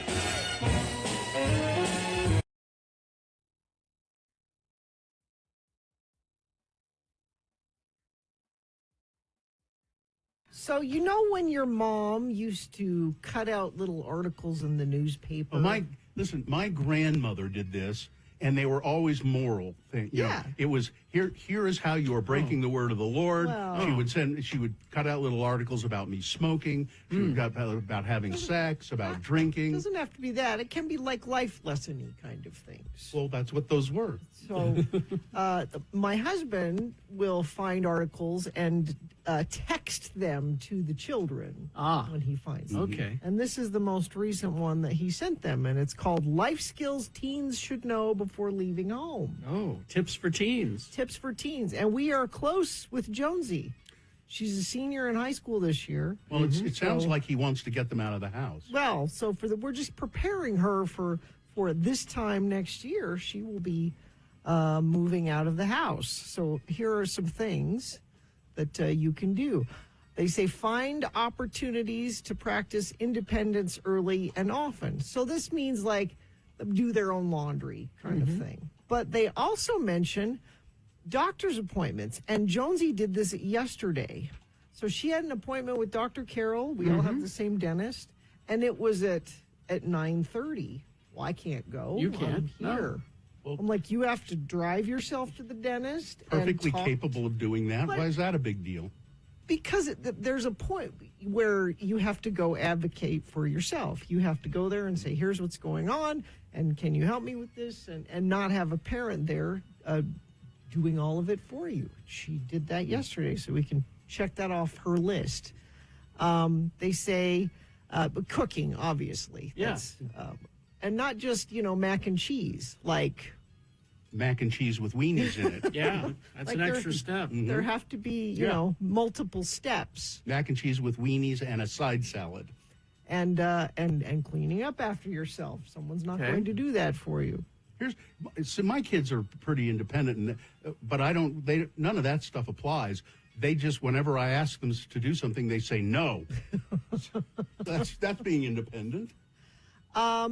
I thought this was interesting, teaching them about money and how to manage their money. Mm-hmm.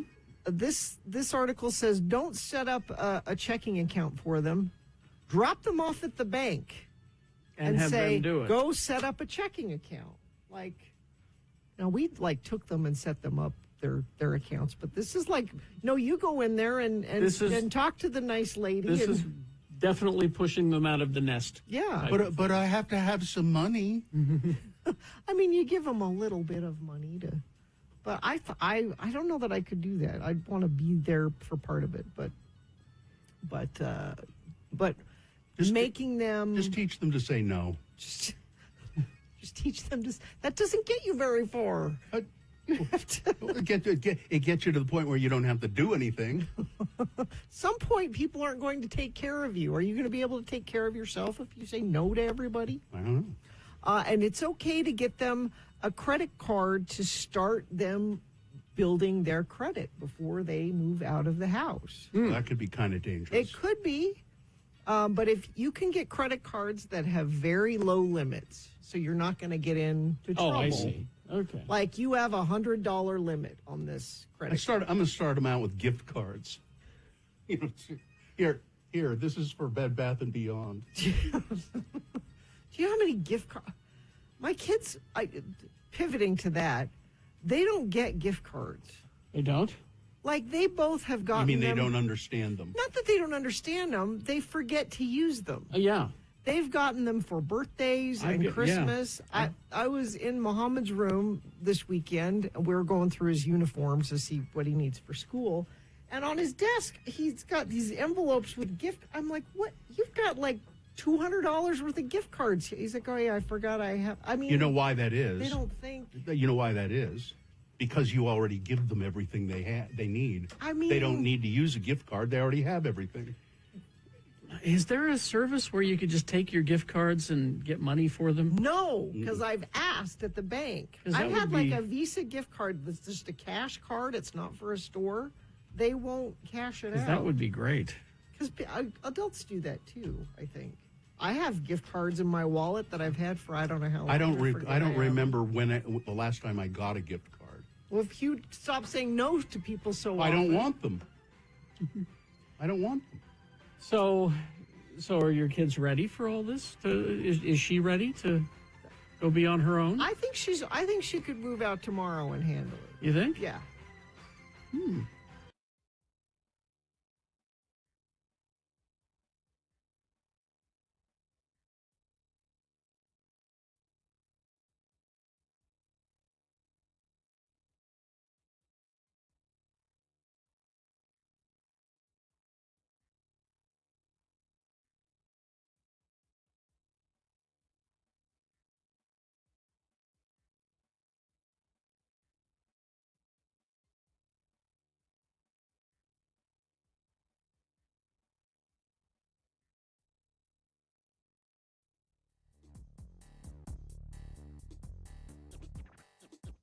Time to award Boner of the Day. And the Boner of the Day is brought to you in part by Beef Stew. And get ready for Seasons Drinking. Salt Lake's best holiday party happens November 29th through December 28th at the Ruin on Main Street. Enjoy a holiday wonderland at Ruin with seasonal bar featuring a takeover from the Remora crew. Learn more at ruinslc.com. And they have their special blend. The Blantons. They have a specially blended Blanton's bourbon there. The only place you can get it is the Ruin. And we had a lovely time there on Saturday. Mm-hmm. So the Boner winners...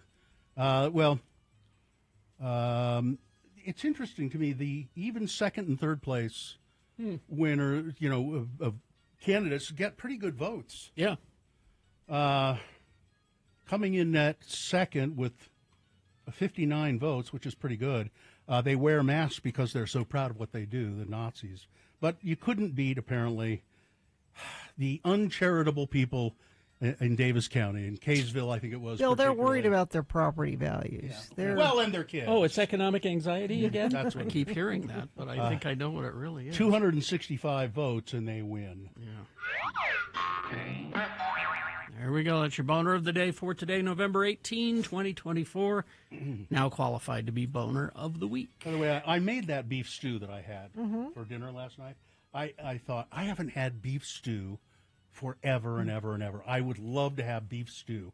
So I said, you guys mind if I make beef stew? No, go ahead, make beef. I made the beef stew, and I was eating it, and it was fine, but I just kept saying, I don't really think I like beef stew as much as I remembered liking Well, maybe it. you don't like the way you make beef stew. Maybe there's a beef stew out there that, would win you over. I don't know. Well, I mean, I made it the way I used to make it. I don't know. Anyway, let's move on to City Weekly, the longtime alternative, and they've outlasted all the others. They really have. There haven't used they? to be. There was so many of them. I can't remember the other one that was sort of. Grid I Magazine? was going to say, can't forget Grid, the one that we tried to start. Damn, what was the other one that did pretty well? Yeah. And then there was as a matter of fact, they pay tribute to Catalyst in this best of City Weekly. Yeah, Catalyst was one. Yeah. It say the City Weekly Hall of Fame, and they mention Catalyst magazine. They say, it was our sister magazine. We liked what they did, and it was kind of sad to see it go. Best of Utah is an edition you should get, and as we have, keep it around. Here's the one from last year. We got last year's here.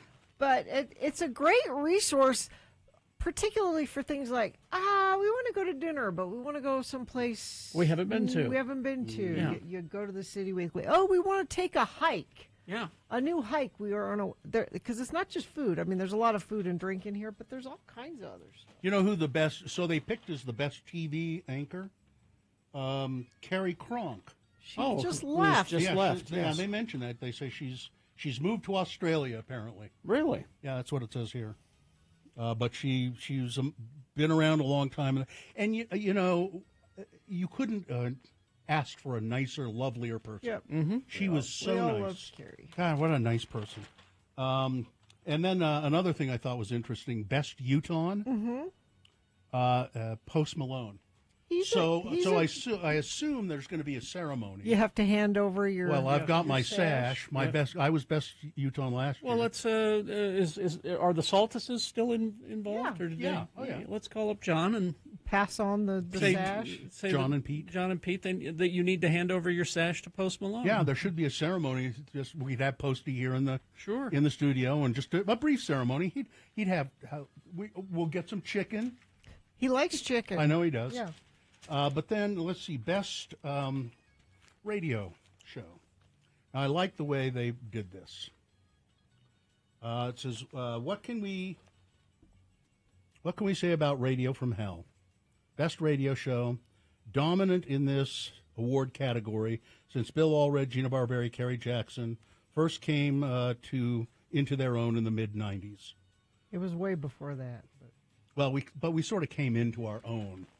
We started before that, but it was really the mid-'90s. I joined you in the mid-'90s. Well, and that's when we hit our stride, Gina. You were. I see. You were just rather than misunderstanding what they wrote, you were trying to be. I was just doing a little fishing. Yeah. Just a little casting it out there. See what happens. It says they were the reigning champions, have practically owned our readership vote ever since they started. They are one of the few local shows that doesn't seem like a pre-programmed morning zoo. Let's be honest, whenever the show comes to an end, we're probably going to rename this award after them. Oh. That'd be nice. That is nice. That is nice the way they put it. So it would be the Radio from Hell Memorial Best Radio Show Award. That's an awful big plaque.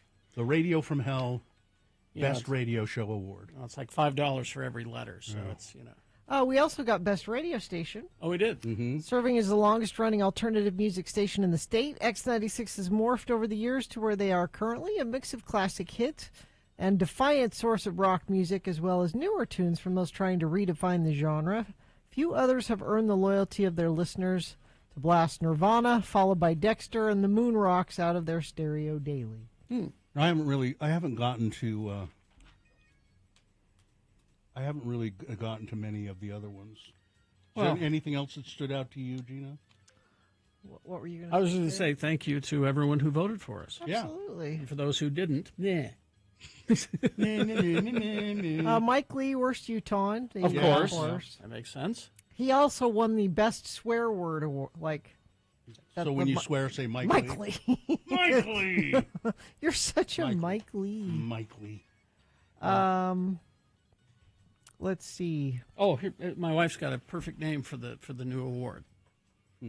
Instead of making it so wordy, the whole memorial thing. Yeah.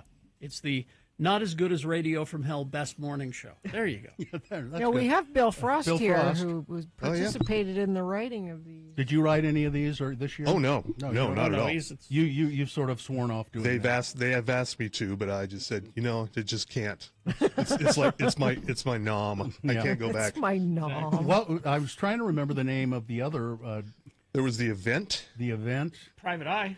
Well, Private Eye was the It's original. part of the city. Yeah, that's and then, of course, Slug. Yeah, Slug. Yeah. Slug's still around. When I first started writing for City Weekly, at the time it was called Private Eye. And then it changed one week, just saw like City Weekly. I was like, I was unaware of this. I didn't know this was happening. Was there a meeting I wasn't invited? I was not invited, no. But the event did pretty well for a while. It preceded Private Eye. That's It was out before that. I think Carrie and I wrote an article. No, we wrote an article for Catalyst one time. We did. Yeah. Okay, so we have a crash. Let's see, northbound Bangor Highway, Parkway Boulevard. We have a crash northbound SR 232, milepost 2. That's up in Davis County. Northbound I-15. It looks like around South Jordan, Sandy area. There's a little bit of slowage. Whatever you're seeing on the roads, please text us and let us know. I appreciate it. 339-86. America's first Nutcracker is nostalgic, charming, and magical. Witness the historic 80th anniversary of the Nutcracker, opening December 6th with magical music of Tchaikovsky, performed live by the Ballet West Orchestra. Tickets at balletwest.org. All right.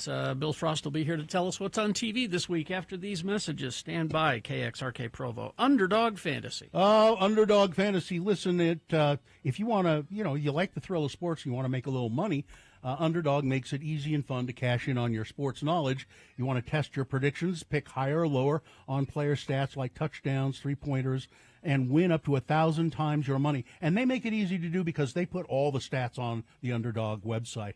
They offer all your favorite leagues and stats.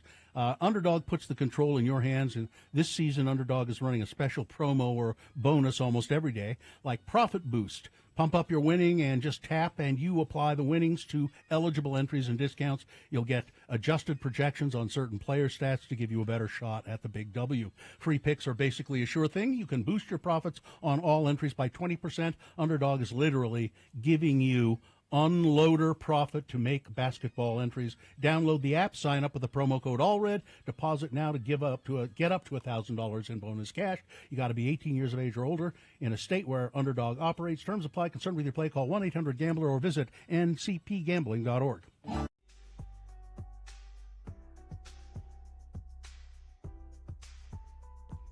The best question of the week. There we go. You can send them to us, radiofromhell@x96.com. Put best question in the subject line, and we might get to it. These are I think these were collected at some of our live events, where we have people write questions down, and we never got to them at the live events. All right. And so we're just going to go through a couple of these really quick. Jacob Smiley wants to know, how do I get my music played on your station? Todd Newcomb, he's the program director. Yeah, and get a record label and an agent. No, we've played. Yeah, we have. I mean, we have local bands on fairly often. I want to say Aces didn't have a record label at first until they started playing. That's right. Yeah, and there's been a few bands that we've helped break. Spoonfuls and Caterpillars, Backseat Lovers. Yeah. So just get a hold of Todd. Yeah. Okay. Here, this Stacy Sawyer and Ramsey want to know, do you guys ever get on each other's nerves? Nope. Yeah. Well, that was easy. How, maybe every 10 minutes or so, something like that. And then you have to take a break or a vacation to like each other again. No, it's never that bad. Why do you think I'm gone so much? It's never, because we like it when you go. Let's see. Now here's one. How much longer will you guys be on X96? What time is it? We're off at 10. And then finally, this one. Have you seen any of your co-hosts naked? I can say no. I can say no too, and this is Carrie. It's and not for lack of trying. I know. Carrie and I have tried. We talked about this before. In the old days when we traveled a lot, Yes. And we traveled on a really tight budget for the show, we would have to share a motel room or a hotel room. I never once saw Carrie naked in all of that time, and I don't think you ever saw me naked. I'm a never nude. Yeah, it's just not. It just was not in the cards. No, not something. No, I don't think you should see people you work with naked. I just think that's not a good idea. I don't think you should see people in your family naked. Exactly. Very few people you should see naked. Amy Schumer was talking in her stand-up routine, and I can't quote her exactly, but she said, it's hard to have sex with your husband because what you're doing is you're having sex with a member of your family. That's weird. I had Thanksgiving with you. Yeah, that's weird. So anyway, there you go. Does Artie really have 40 cats? I wouldn't be surprised. As far as I know, yeah. I don't know for sure, but I would not be surprised. I mean, I won't go to his house to find out. I don't think we want people to go check because the animal services might take his cats away. So we won't comment on how many cats. My guess is what Artie does is he feeds a lot of cats, but they're not like all over his house. I don't know. I could see maybe Artie. they are. I don't know. I can see Artie having they're into the bed. They're in cabinets. Whenever somebody asks me something about Artie, I never say I don't think so because it could be true. I stayed in a place, I told you about this before, a trailer in Uvalde, Texas. And I stayed for 2 or 3 nights in this trailer. This woman who lived there had about 80 cats in this trailer. It was horrible. In the trailer? Oh, it was horrible. Some of them were sick, wow. They had feline. You stayed? Why did you continue to? I had no place else to go. I didn't have any place else to go. That's funny because I just rewatched Batman Returns, and it's sexy when Michelle Pfeiffer has all those cats, but not what you're describing. This was not. No, it was not good. And I had no idea. I said, so you can stay with me, and I said, okay, that'll be great. You can stay with my mother. That's my mother's trailer. You can stay here. Okay. Oh, Jesus. God, what do I do? Oh, I know there are a lot of cats here. We'll clean the couch off. We'll clean the couch off. Go. You have no idea how many lint rollers we go through. It was awful. All right. There's your best questions.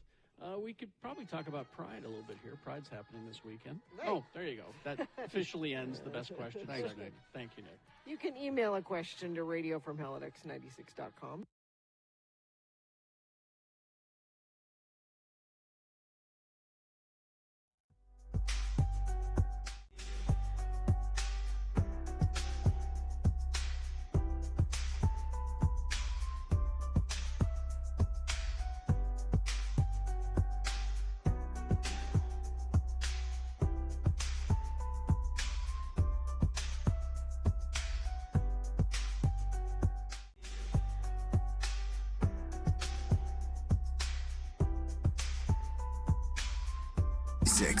All right, 8:06. Floyd in Salt Lake bought one of those paintings. Salt Lake? It's hanging in his house. I'm sorry. SLC. SLC. Yes. Yeah, it better be specific. You mean SLC? Yes. Okay. How do you spell that? You spell it SLC. All right. Oh. Bill Frost is brought to you by... Forget people, all you need is TV and internet. CableTV.com has expert reviews, recommendations, and resources for the best in cable, satellite streaming, and internet services. Embrace the singularity at CableTV.com today. Well, here he is, Bill Frost, City Weekly. He's writing for City Weekly still just every other week? Once a month. Once a month? Yeah. Once a month column. You can find it in City Weekly. Bill is also a podcaster. It's TV Tan. That's the name of the podcast. Yes. It's sort of about TV. It's mostly about TV. Yeah. Well, a lot of drinking goes on, too, I know. Yeah, there's some drinking and there's some pro wrestling thrown in there. Yeah. And then he's a musician. Magda Vega is the band. Yeah. Playing around here and there. Yeah. Okay. BillFrost.tv. Yeah. All right. You can find my LinkedIn link there. so you can hire me to write dazzling prose like that cabletv.com liner there. If you're in need of such things, Bill Frost is your look man. me up on the Linky Dinky. I'm there. All right. What do we got? Tomorrow on Hulu, Jimmy O. Yang, you know him from Silicon Valley. He has a new series based on the bestseller by Charles Wu called Interior Chinatown. Okay. He plays a guy who works at a restaurant. He's also a part-time actor who's a background guy in a cop show. And he's recruited by Chloe Bennett to go undercover because there's a vast criminal conspiracy happening in Chinatown. And Sure. She wants him on the inside. There is always a vast criminal conspiracy. Yeah, this is the writer Charles Yu, who wrote. He's an author who also did writing on Lodge 49 and Westworld. Oh my! So he knows his TV. Also, Ronnie Chang from The Daily Show is in here. Oh, he is. Yeah. Okay, so very funny people. And all 10 episodes. Also, Taika Waititi directed the first episode. Okay. So it's got a good pedigree here. It's all 10 episodes drop tomorrow on Hulu. All right. Also, Night Court is back.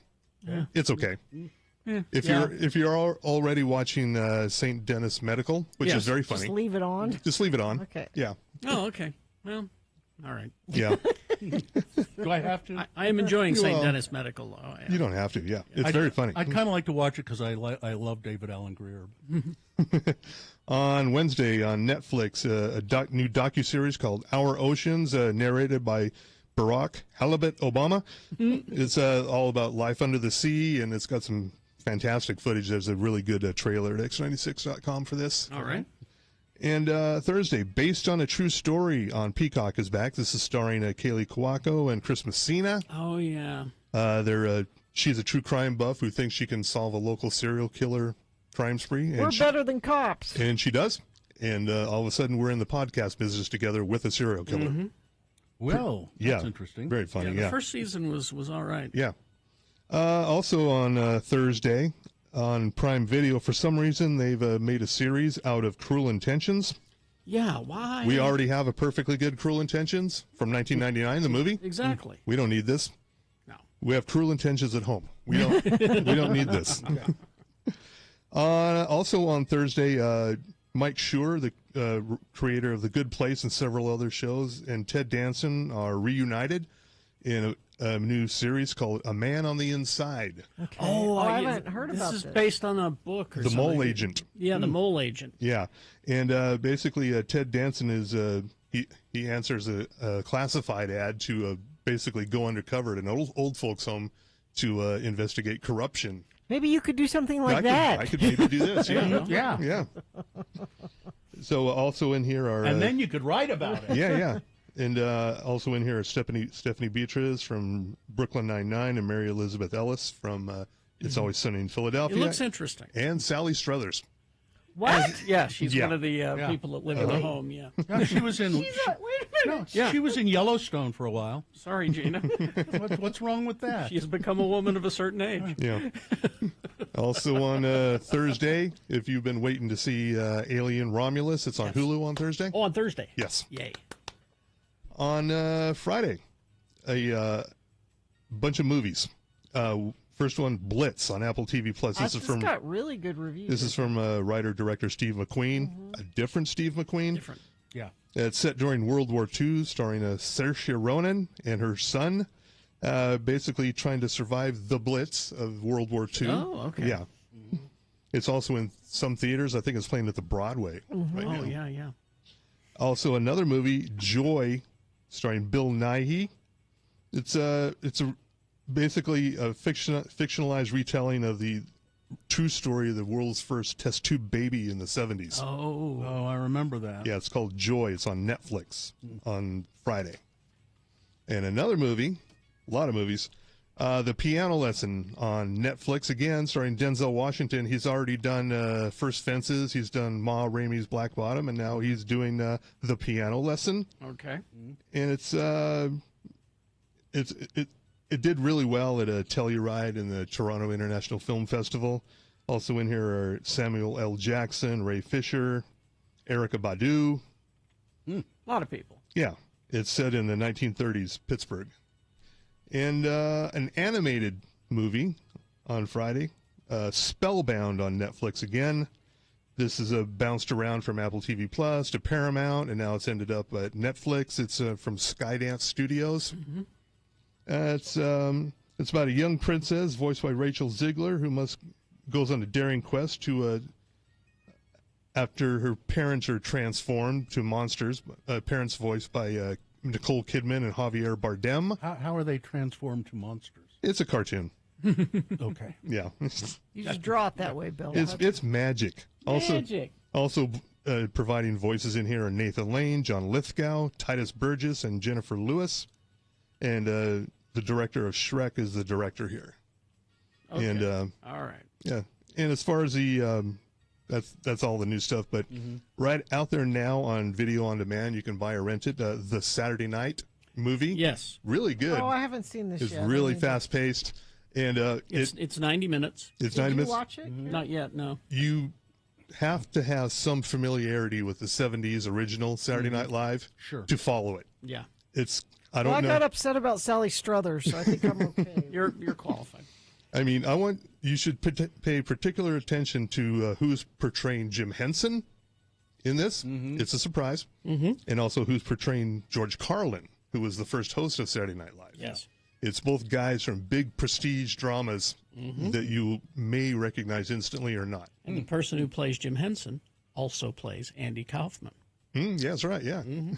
That's interesting. They even portray Franken and Davis in here. Oh, good. Al Franken and Tom Davis. Tom Davis, And yeah. Are Penn and Teller in it? No. This is before their time. Yeah. They weren't in the very weren't in the first. No. Yeah, they were. But they take some license, but not that much. but really well cast. It's very fast paced. Moves along really quickly. Well, they got a show to do. Yeah. And you say it's available for rent? To rent or buy right now. Yeah. Okay. Also on Paramount Plus last week, Transformers 1. Oh yeah. The cartoon. I've been watching Teacup. Oh yeah. On Peacock. Yeah. It's very good. It's really good. It's got it's got commercials. Yeah, it but ends. that's okay. It's a bit of a cliffhanger, so Is it it? kind of depends on getting a second season for that. Yeah, it's but that Yvonne Strahovski is excellent. She's always good. Also, the new batch of Cobra Kai episodes. Oh yes. The very episode number 10 is like super fighty. I mean, it's ridiculous, which And, is great. Bad Sisters is back. Yeah. And first episode was quite good. Yeah. All right. Lots of TV, too much. Yeah, too much TV. Bill Frost, you can find his stuff at billfrost.tv. And if you need somebody to write, sit in your office and write things for you. Yeah, he's available. I can also edit stuff too. Yes. All right. Thank you, Bill. Looks like both north and southbound I-15 right around 90 south. That must be multiple different issues there. Lots of slowage, but no accidents being reported. Perhaps you would like to report one wherever you may be. Do that via text at 33986. The Stateroom presents Making Live Music Memories. Don't miss the Black Crowes live at Eccles Theater Tuesday, November 19th. Get tickets at thestateroompresents.com. All right, Beat Gina coming up after these messages and a song. It's easy to play, easy to win the prize. What do we have? Oh, tickets to see Jack White. Oh. May 10th at the Union. This is a win it before you can buy it situation. They go on sale this Friday. Jack White tickets. Nice. Coming up for Beat Gina. I hope it's hard trivia today. I'll make it hard. Got a few minutes. I can do that. All right. 877-602-9696. All you got to do is play Beat Gina to get those Jack White tickets. Stand by for that. Ranlife.com/X96. Stop just dreaming of getting a new home. Get one. Rand Life, that's who you need to contact. They're a local mortgage company. They've held my mortgage before. They do a fine job. It's almost seamless. You just and they always keep you up to date and well informed. Rand Life has just slashed their floor rate to a scorching 3.25% interest rate on a 3-in-1 adjustable rate mortgage for FHA and VA loans. 3.25%. You could potentially borrow up to $190,000 more to snag your dream home, or maybe improve the home you're in. Maybe you could get that gourmet kitchen that you've always wanted. Turn your dream into an address with Rand Life. Visit randlife.com/X96. Learn about their incredible low rates. That's ranlife.com/X96. Let RanLife help you unlock the door to your perfect home.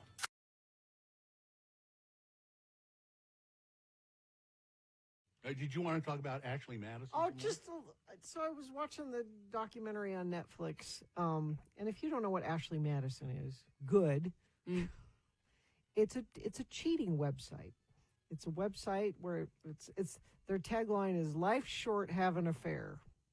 You sign up for it, and it's supposed to be a discreet way you can meet other married people that want to have affairs. So the documentary is about a data breach where a bunch of millions of names and addresses and phone numbers and credit card numbers got stolen and released, and they follow this one couple. They're Christian vloggers. I was going to say the best way to meet somebody to have an affair is in church. They're this husband and wife that are famous for doing these Christian vlogging posts. Well, the husband, unbeknownst to the wife, had signed up for Ashley Madison because he got married really young and he was bored, and I don't want to get divorced, I want to have a little fun. Sure. So it's Christian blogger. And then another story they follow is this guy who's a professor at a seminary. I mean, why is it always these people? It's not. But often it is. Yeah, because you know what? They're human beings just like the rest of us. With foibles and you know. No, I thought it was us that had the foibles. They were not. Because they're not supposed to. Because they. But they do. Yeah. You know, they do have them. Well, not according to them. Well, right, but it's maybe that's not it. true. It's the self-righteous part of it. It's the I'm better than you part of it. Well, no, you're not. Yeah, it's it doesn't matter. I mean, people from all walks of life have affairs, Gina. It's not. Well, I know that. It's not fair to say why is it always them. It's not. It's not supposed to be. They're supposed to have figured things out. They're supposed to have chosen the right path. Because they're the ones telling us that we need to get on the right path. Yeah. That's why I don't listen to them. I don't listen to any of them. I've had a hard life. I've never listened to anybody's advice. Bill, all the paths you could have taken. Right. You really shouldn't go into radio, man. You should not go into radio. They were right. They said. I mean, he said to me, I guess some people aren't cut out for this business. Our friend Guy in the chat room says, I had a professor ask me to do a search on the data breach. Because to run an analysis on it. Yeah. You wanted to know if your name popped up on it, sir. He had a professor ask him about the Ashley Madison thing? Yeah. Yeah.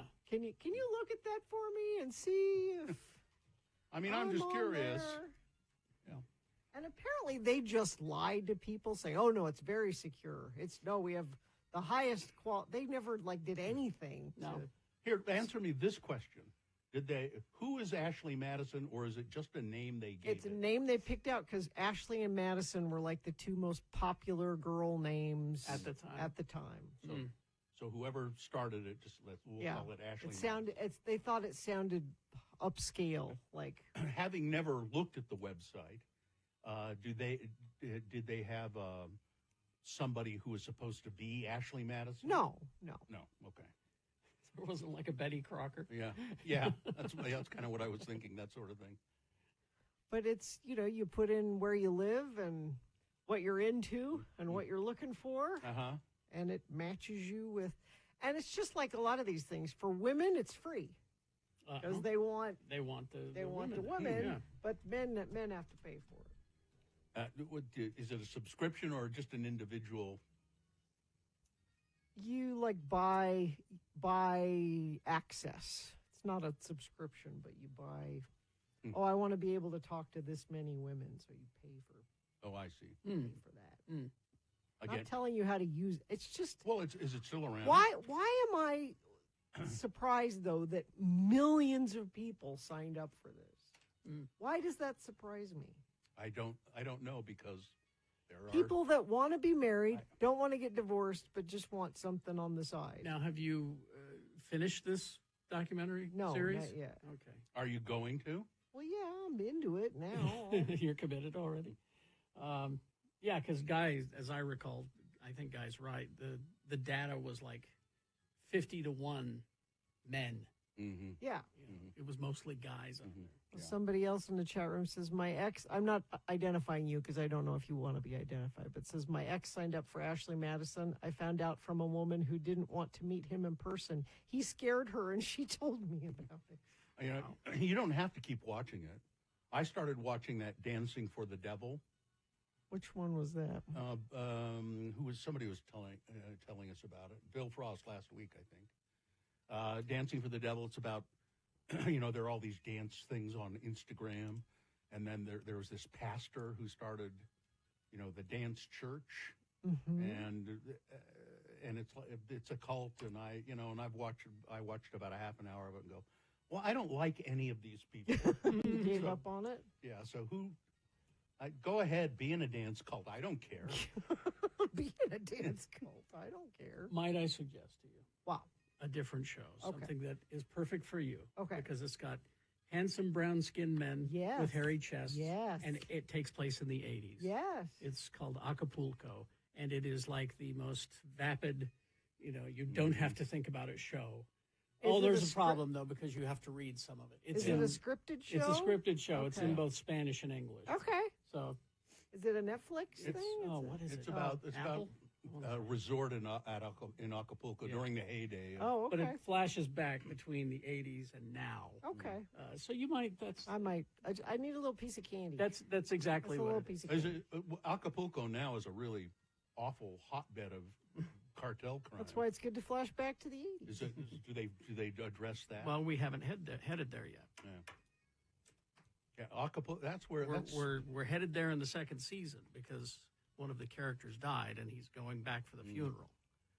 So we'll hit Acapulco today and see how it's changed or if it's changed. I don't know. But yeah, it's light. It's something. Okay. It's bubble gum. That's what I need. A little piece of Just what candy. you need. Yeah.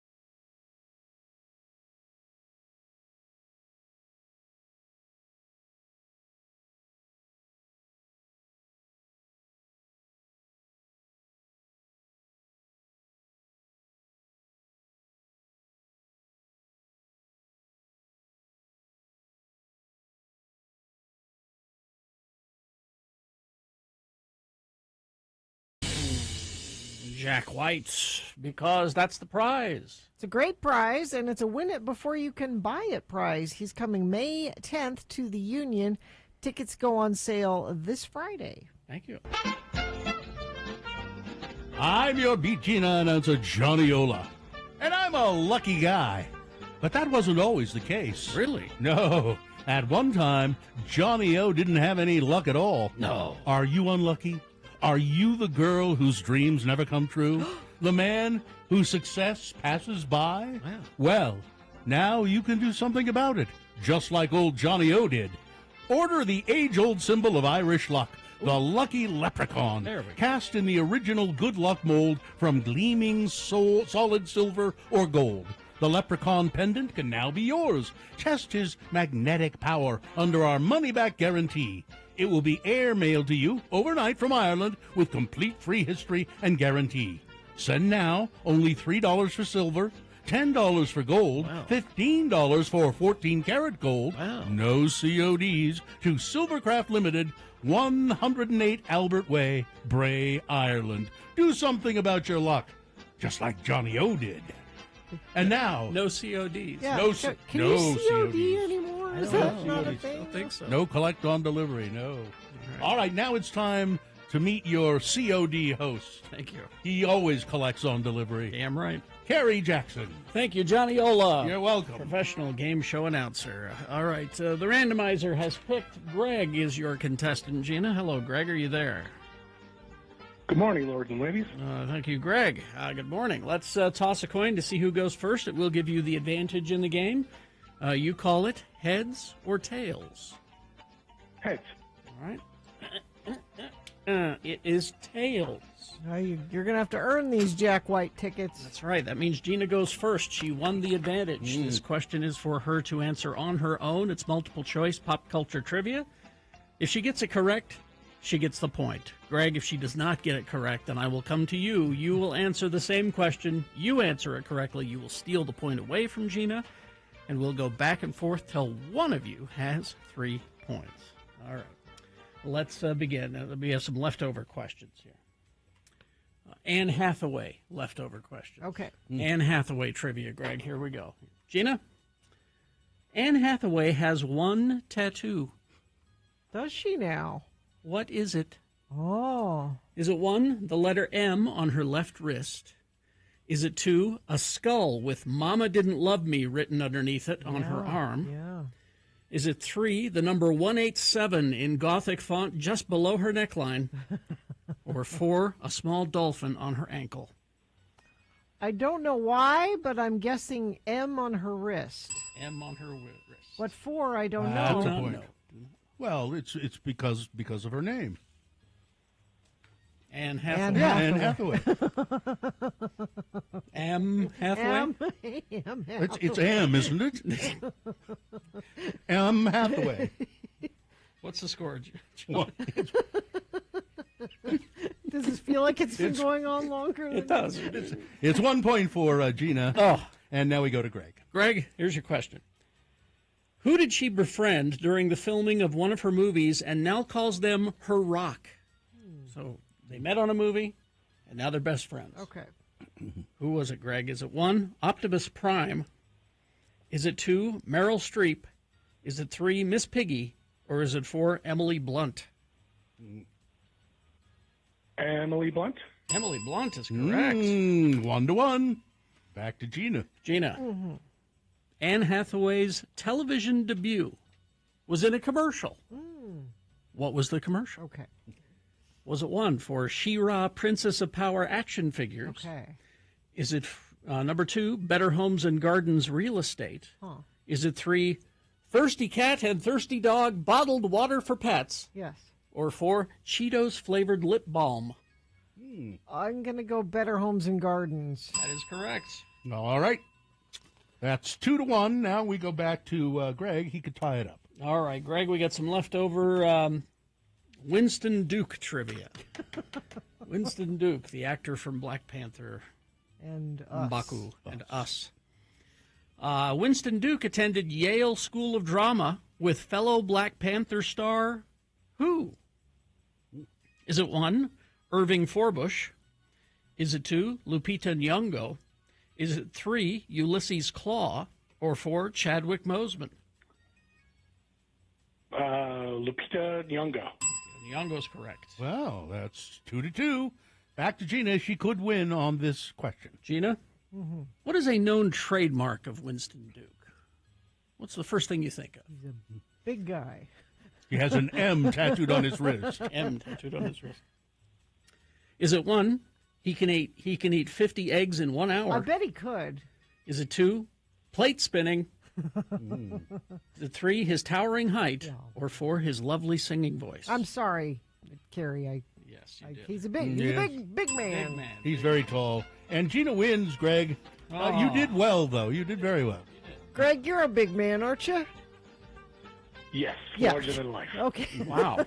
Well, I think we should reward that with these Jack White tickets, even though I beat you. It's too bad you didn't have one of those leprechaun pendants. Amen. You would have won. All right, hang on. All right, listen. I've got to go. I'm raising some 4-leaf clovers. Ooh. Got to water them. All right, thank you. All right, big boy news now, brought to you by Clark Planetarium proudly presents Laser Trans-Siberian Orchestra, a holiday music journey, November 22nd through December 31st. Don't miss this breathtaking laser light spectacle in the Hanson Dome Theater. Get tickets at clarkplanetarium.org. Well, Hugh Jackman and Sutton Foster are on cloud nine. They're just happier than ever, an insider says.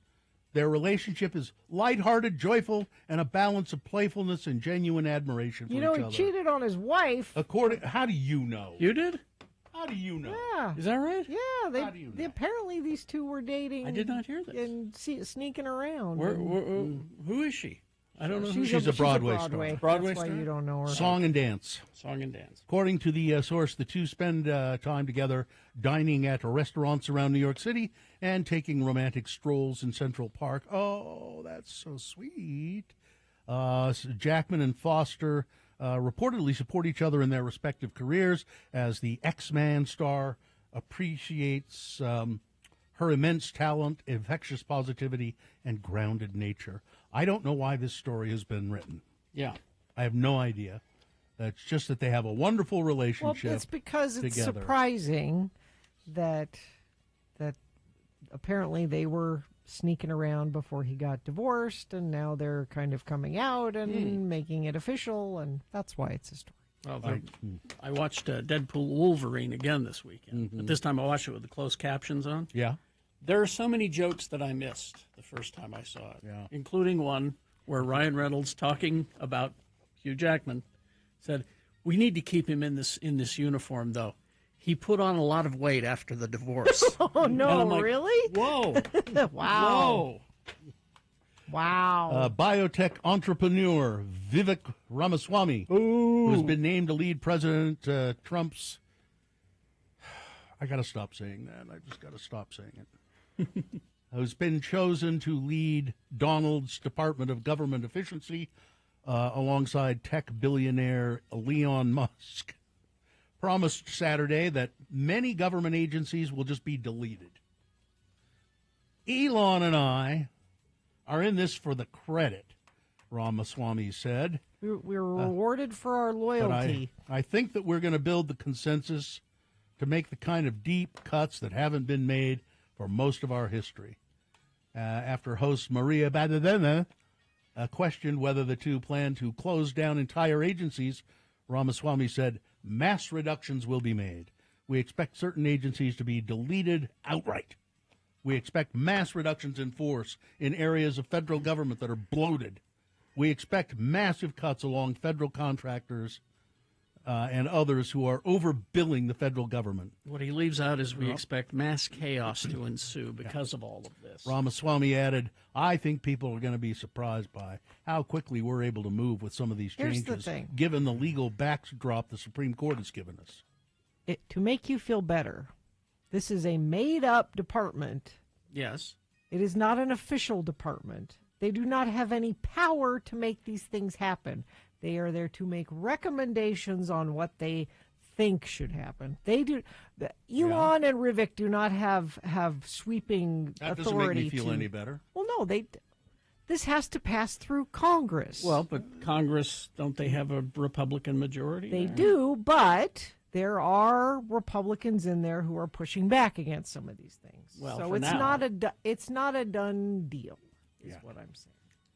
By the way, now Trump has picked Lee Zeldin to be the head of the Environmental Protection Okay, you can be Agency. upset about that. This one is During his 8 years, New York's 1st Congressional District Representative Lee Zeldin, the king of fracking, the president-elect's head, the Environmental Protection Agency, earned a dismal 14% on the National Environmental Scorecard put together by the League of Conservation Voters.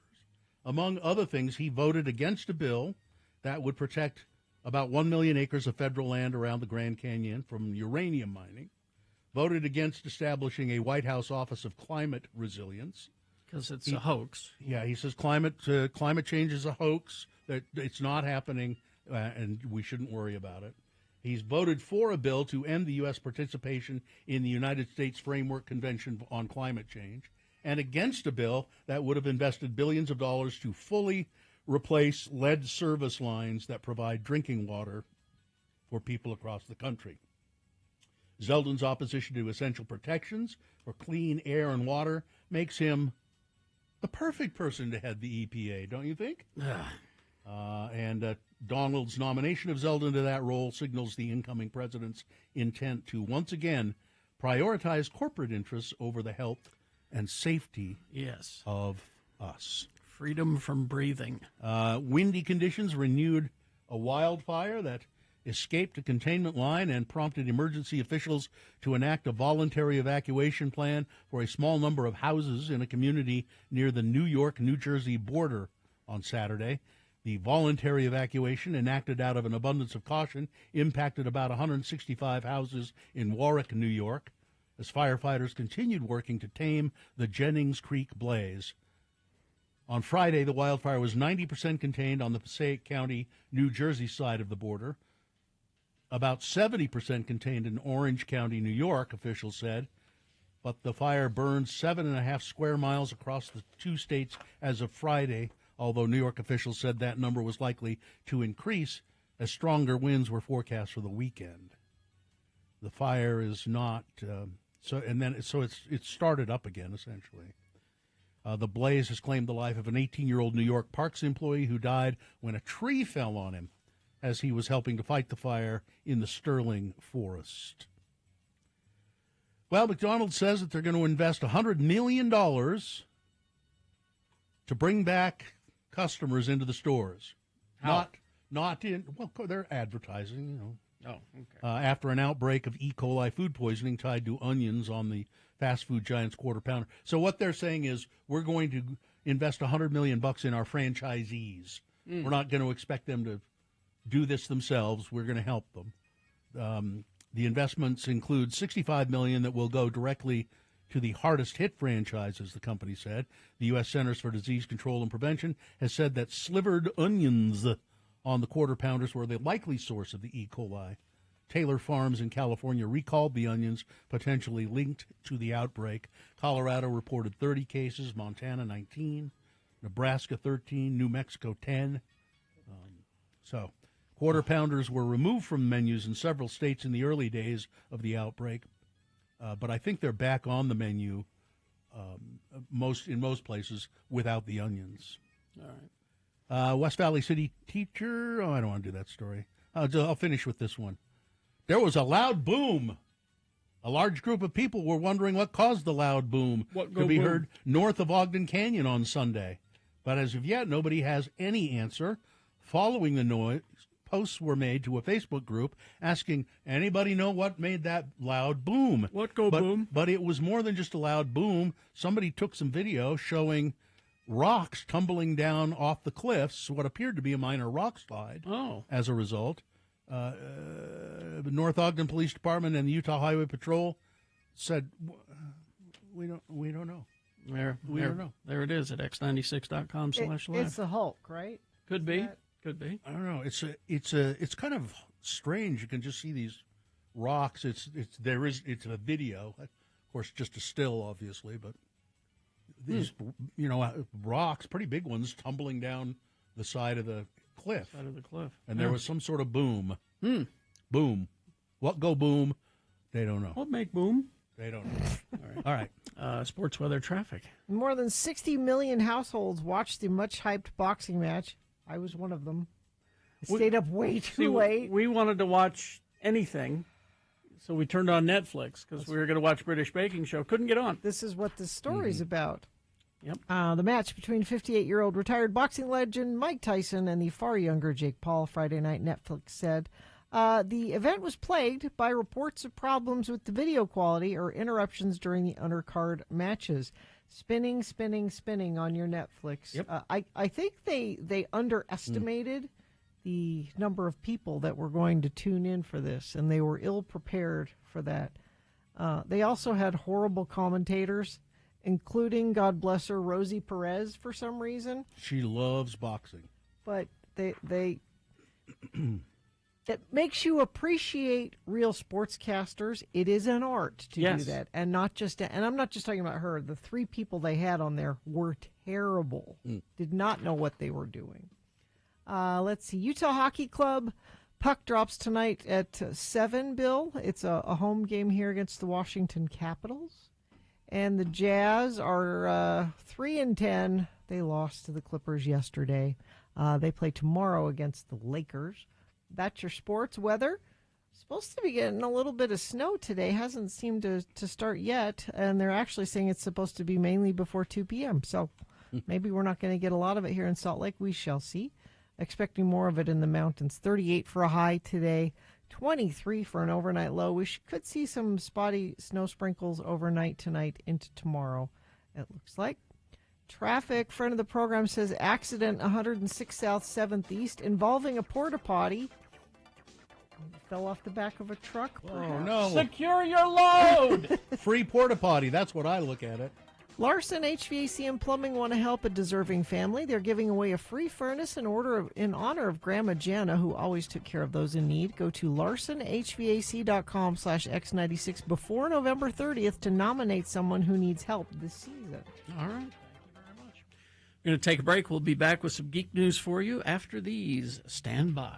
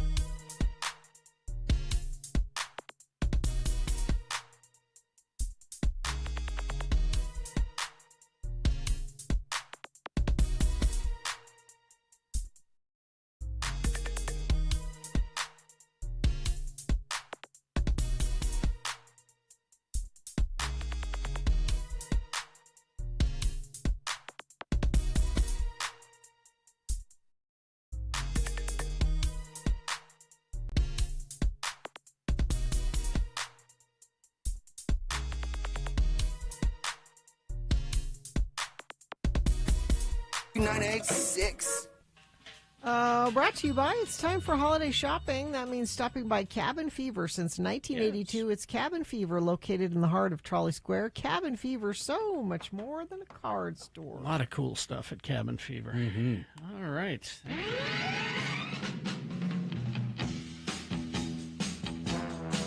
Wow. We got a few things happening. Okay. All right.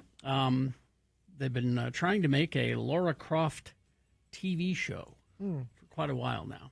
Makes sense. And when Phoebe Waller-Bridge heard about this, she goes, "Oh, I'm a huge fan. I don't want to be in it, but I'll write it." Yeah. So she's writing it. Okay. So they've been trying to cast Lara Croft. Hard to do. Hard to do. I'm not too sure about this casting. It's Sophie Turner from Game of Thrones. Queen of the North. Queen of the North. Yeah. Okay. I mean, you know. I think he could have done better. Sansa Stark from Game of Thrones. But yeah, so she's got the job. I was taking a look at some of the others, and I would have picked them. But there you go. As Lee put it, she's good actress. Yeah. So show me what you got. Yeah. Once again, Disney has taken Star Wars off the 2026 calendar. And because they own Ice Age, they put in a new Ice Age movie. Because those make money. Yep. And they pretty much don't, it doesn't matter if it's good or not. It just, people will go see it. Well, what do you mean? They're always good. All the Ice Age movies? Oh, all of them. Yeah, sure. So they've pushed that back. You won't be getting the new Star Wars movie until 2027 or something. No, wait. Let's see. Hang on. Oh, Mandalorian and Grogu will land in theaters in May 2026. Yeah, so that's a while away. Okay. Oh, well, you got that Skeleton Crew Star Wars TV show coming up. And Jude Law is thrilled to be in it. Huge Star Wars fan, apparently. Huge Star Wars fan, so very excited. Let's see. Prey director Dan Trachtenberg. I love that movie. He has revealed that his upcoming follow-up movie, Predator Badlands, is set not on Earth, but on an alien world, and stars a representative of the Yautja species as its main character. That's the Predator. That's the Predators. According to Trachtenberg, the creature is front and center, leading the charge. He's still badass, but there's something there that touches you emotionally as well. Does he have a family? He has a family, maybe. I don't know. Mrs. Predator. Creating a All character. the little predators. It says creating a character you connect with, but are also super intimidated by, has been challenging but exciting. I can't wait for Grandma Predator. I can't wait for child Predator action figures. I want and Grandma Predator. Yeah, Grandma Predator. You know, Grandma They'll have Predator. aprons. I want Grandma Predator in a walker. Yeah. That's what I want. Yep. There you go. There's Uncle Predator. Yeah. Loudmouth Uncle Predator. We used to pull their spines out by hand. We didn't use that tool. Man. Anyway, Go watch Prey. That was so. Prey was really good, but and Elle Fanning is in the movie. She's playing multiple roles. She's playing twins. So that'll be something to look forward to. Well, she can do that because she looks just like herself. Indeed. More casting to this Green Lantern TV series. Purna Jagannathan has been cast in a character that even my most hardcore Green Lantern fans can't place. So maybe she was created for the show. Character named Zoe. Read the description of the character, and even they don't know. But we'll see. I'm going to wait and see on that one. Okay. Speaking of Green Lantern, there is this Burbank Empire Center. It's like a shopping center.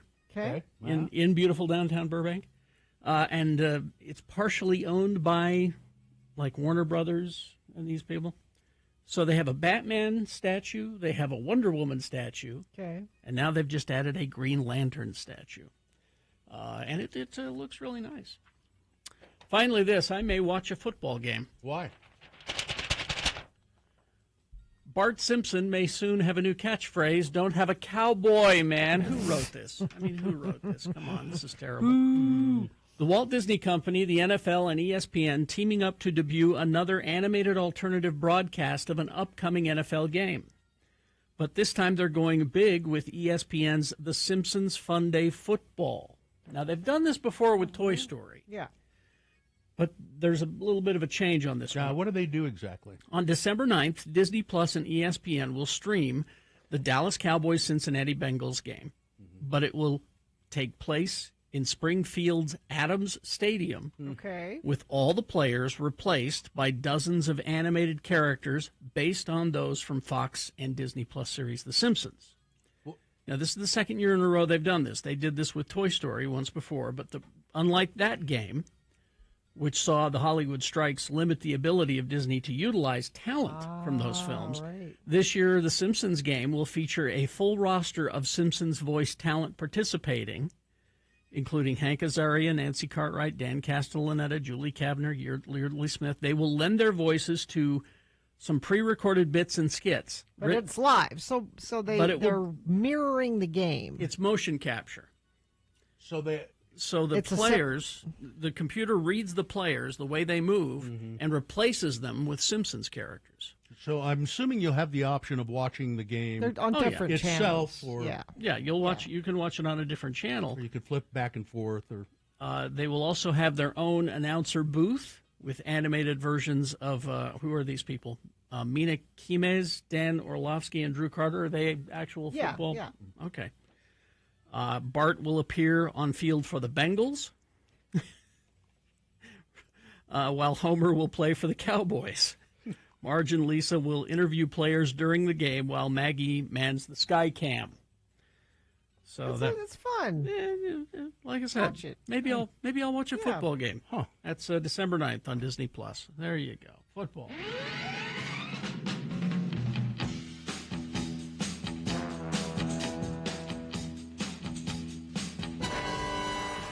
Well, we're not getting snow here, but I guess they are up in Logan. Watch for slick roads and bands of snow moving through the area. Slow down and stay alert to changing conditions there. Also heard from a friend of the program, said it's lightly snowing in Ogden, so maybe they're just getting it up north and we're not down here. At least not yet, it seems. Make sure your lights are on and give yourself some space. Remember those habits you need to reintroduce to your driving now. Let's see. Haster Games for board games, Magic the Gathering, Pokemon, miniatures, dice paints, and more. Haster Games, 6831 South State, or HasterGames.com. All right. Thank you very much. We will take a break, have some messages and a song for you. And after that song, it's the Boner Recap game. Easy to play, easy to win. What is the prize? Prize is tickets to see Dashboard Confessional and Goo Goo Dolls. Oh. Coming to Utah First Credit Union Amphitheater on August 26th. This is another win it before you can buy it. These tickets go on sale on Friday. Dashboard Confessional and Goo Goo Dolls tickets, 877-602-9696. And all you have to do is tell us who won the boner this morning. If you were listening, you know. If you weren't listening, you could probably guess. But why take a chance when you can cheat? Just go to x96.com, look for the box that says boner voting. November 18, 2024. Click on that, and it'll say winner right next to the winner. 877-602-9696 for those Dashboard Confessional Goo Goo Dolls tickets for the Boner Recap game. UtahAdvocates.com. It is a fact that when the weather turns bad, accidents are more likely to happen. Yep. Apparently, there's some light snow falling in Ogden right now. It's on its way. Yeah, so be careful out there when you're driving around. But if you do get into an accident and it's not your fault and you're injured, we know who you should call. The Advocates. Put their number in your phone, 801-355-5550, The Advocates. They will take your case. If you've been hurt and they think that they can help you, they will. And, they're really nice when you call them and they say, we're not quite right for you, but they'll refer you to other places, tell you who maybe you should contact.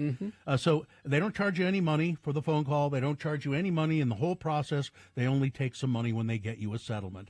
So if you're in an accident, you're injured, or somebody in your family is, call the Advocates.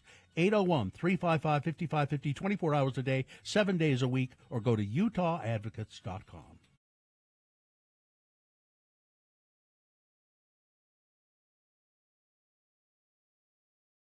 All right, it's a sponsor, Gina. It's brought to you by Delicious Ice Cream. All right, listen.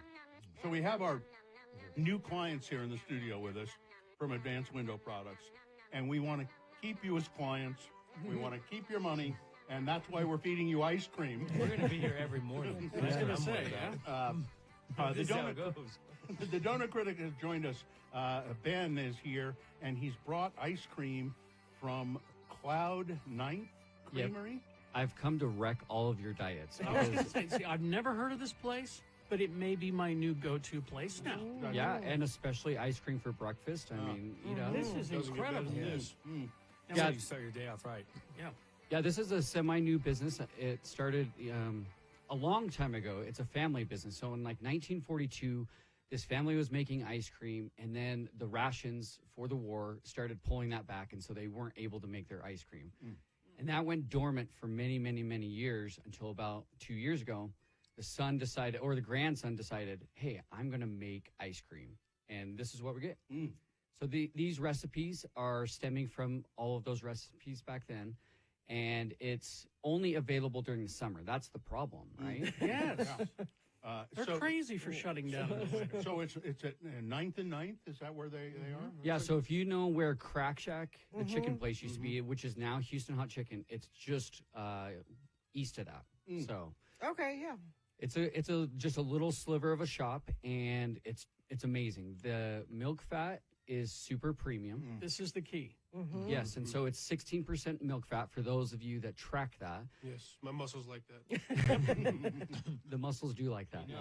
No, when I was a little kid, I always like laughed at the boxes of ice cream that said premium ice cream. I'm like, who says that? And it's like, no, that's a legit thing. There are percentages that determine whether it's a premium or a super premium ice cream. And now what are the flavors we have here?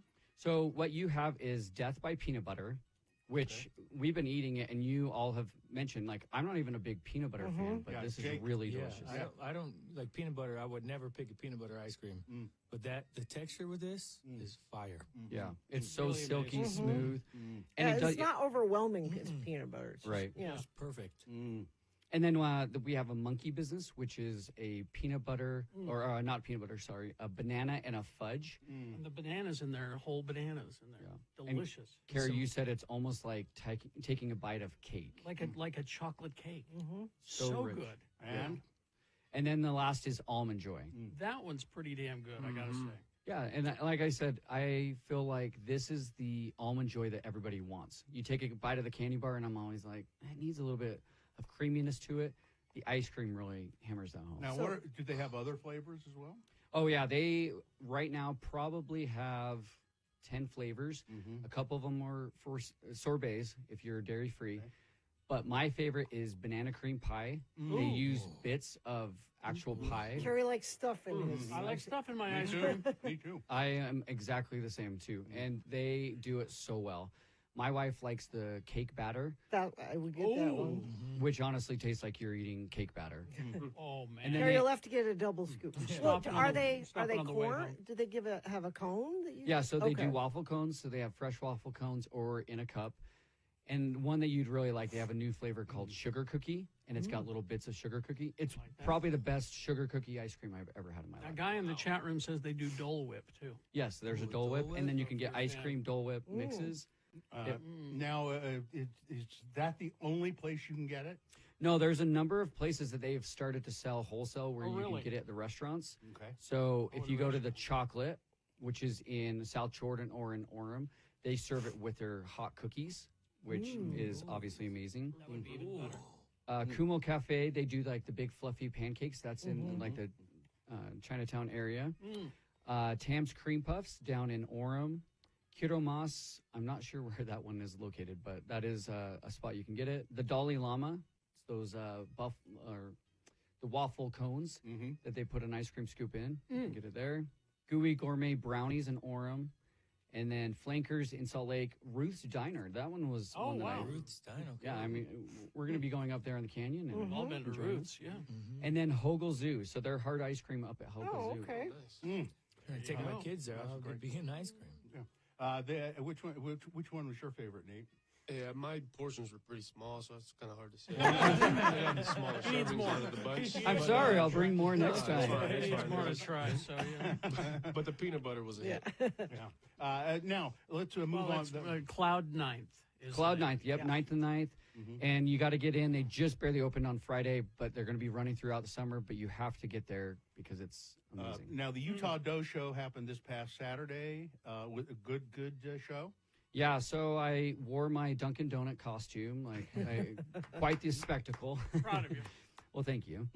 But yeah, we did some judging. So we judged the 21 shops that were there. A lot of people are surprised that there are 21 shops in Utah, but there's many more. Oh, yeah. But the 21 shops that were able to make the show brought their best, and we were able to taste everything. And I'm just now recovering from all the sugar. What was the best donut overall? So the best donut is Chubby Baker's, the passion fruit cream cheese. And I have brought that in for you all. Yeah. It probably was about 6-7 months ago. I remember it. It was the star of the show. Hands down, we all loved it. The best cake donut was from Doughnut Run. So there's a new Ogden location, and then they have Spanish Fork, American Fork, and St. George locations. Okay. Best raised donut was Parlor Donuts. This is a new shop that's going to be in Utah. It's going to be in Pleasant Grove. It's a nationwide chain, but they're now coming to Utah, and it's so good. It's like croissant rolled donuts, like great salty, sweet flavors. You're going to have to look for that. It's going to be opening in about 2 months in Pleasant Grove. And then we also tasted the Other Side Donuts maybe a couple months here. Yeah, you brought those in. Is that that's from the Other Side Academy? Yes. Those are great people. So they had the most creative donut, which was a donut. It was just covered all in popcorn, and then it had like a stick of cotton candy. It was just amazing. It was a fair theme, and they just they knocked it out of the park. All right. Ben Lee, the Donut Critic. You can find all of this. Where's the best place to find all of your stuff, Ben? So go to Donut Critic on Instagram, or you can go to donutcritic.com. All right. Thanks for the ice cream, and we'll be sampling some of these donuts later on in the coming weeks. Yes, you guys will be tasting Yeah, it. we'll be Thank here. you. We'll be here, Ben. Yeah. They're going to make sure that they're here. Yeah, we'll be here. Thanks a lot. All right.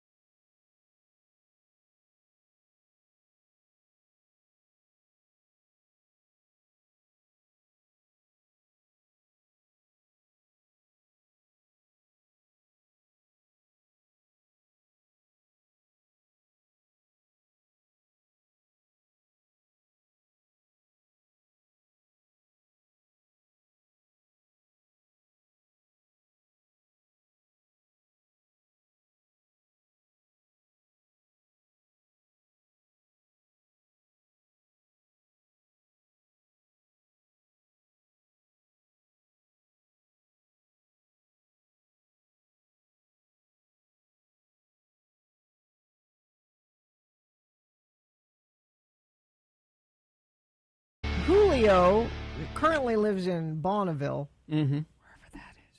Bonneville? Bonneville. Used to live on Ocean Avenue, though, but right now he lives in Bonneville. I think he didn't Julio used to live down by the schoolyard? He did on Ocean Avenue. That's Bonneville. Yeah. All right. You know, the town of Bonneville. The town of Bonneville. No, I don't. I'm the mayor of Bonneville.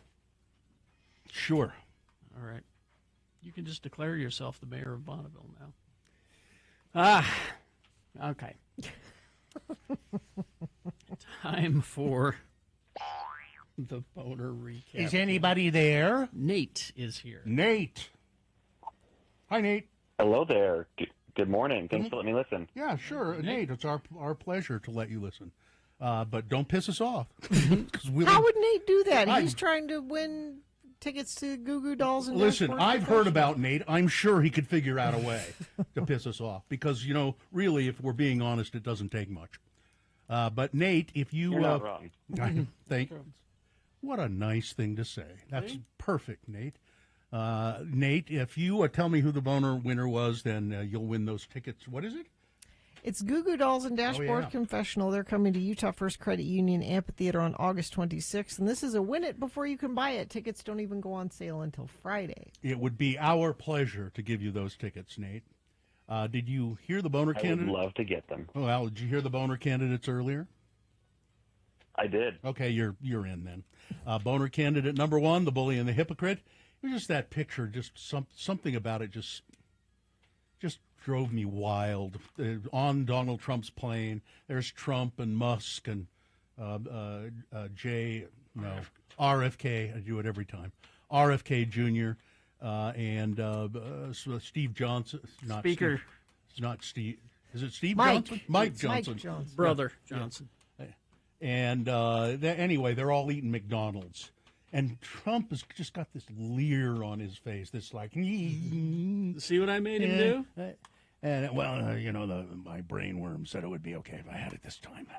Hypocrite. Boner candidate number 2, well, they wear the masks because they're so proud of what they do. That's the group of masked people brandishing Nazi symbols and yelling. Swastikas.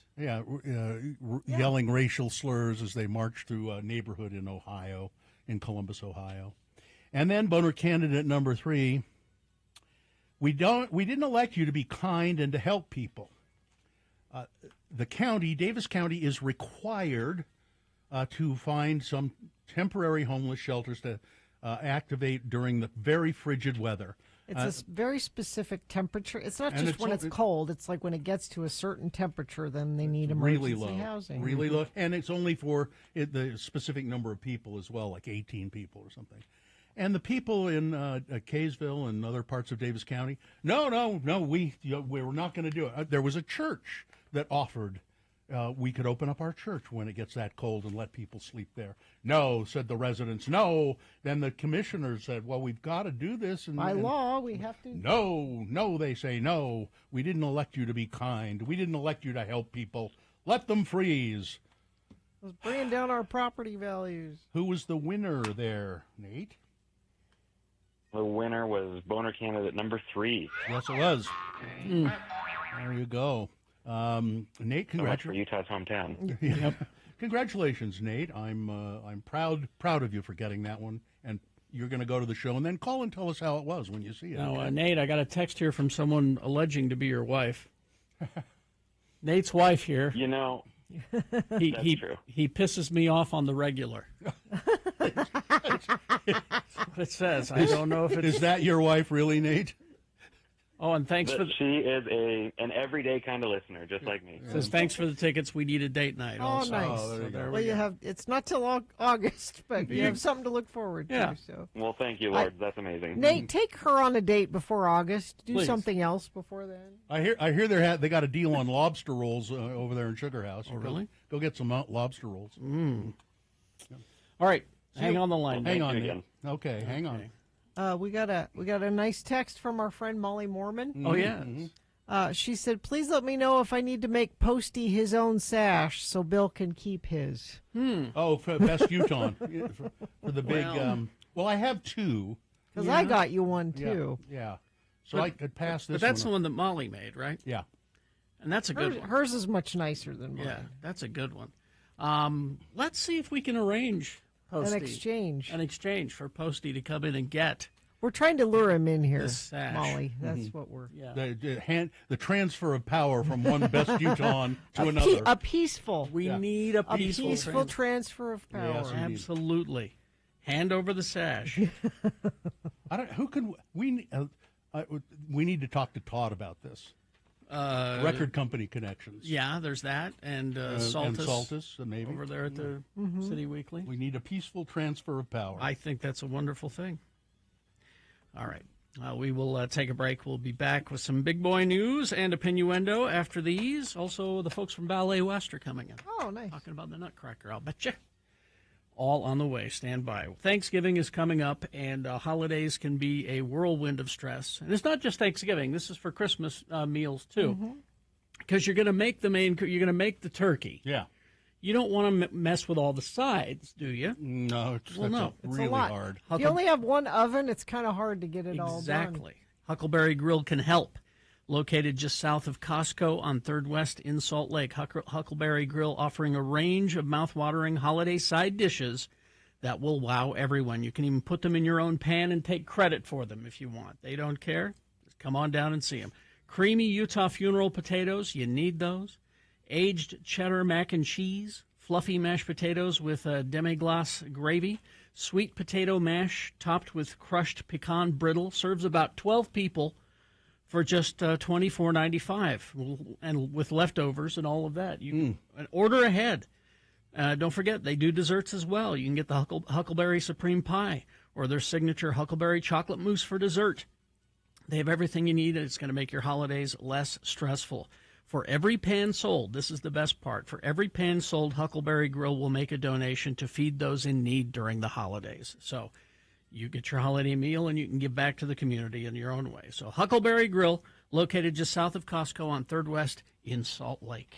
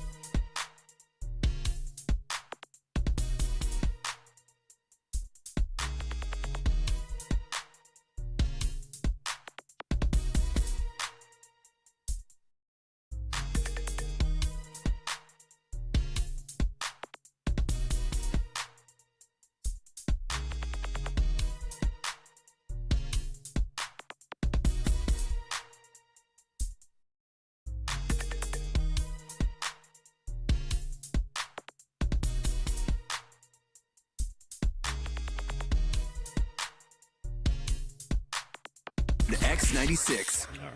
Brotherly love. Indeed. 9:18.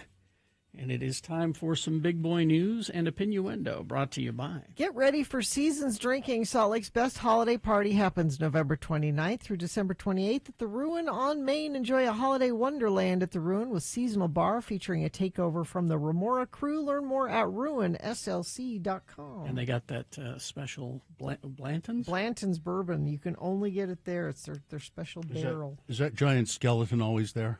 No, I think that was a Halloween leftover. But like most of those, don't you see them in your neighborhood? The people just leave them up all year round. No. We have one in our neighborhood where they dress it up. Like right now, he's dressed up like a pilgrim. Oh, and for then, Thanksgiving, you see. See, I didn't know their heads moved. Oh, I didn't know that. And then Christmas, they'll put a Santa hat on. He just stays up all year. Okay, why not? Megadeth frontman Dave Mustaine. Dave Mustaine once walked out of emergency neck surgery because the Metallica's manager insulted him. The singer and guitarist shared the story during an appearance on Steve-O's Wild Ride podcast, revealing that the situation arose during the 2010-2011 Big Four tour that included the two bands as well as Anthrax and Slayer. I remember we were scheduled to play Yankee Stadium in New York with the Big Four concert the next day. I found out I needed my neck to be fused together. And so I'm having this, I'm laying on this emergency table, and my manager says, oh, Metallica's manager called you a sissy because you're going to get your neck fused together, and you're not going to come out here and play instead. And describing the comment as a gutless thing to say, Mustaine sat up from the surgeon's table at the last possible moment and said, give me some steroids and S. I'm going to play the show. Because that's metal. The metal must go on. Yeah. What a bunch of horse. Get your neck fixed if you need your neck fixed. That's just a bunch of horse. Let's see. Dwayne Johnson. The Rock? He says he's opened up about the impact that one of Jelly Roll's songs had on him. I don't care. And I just don't care.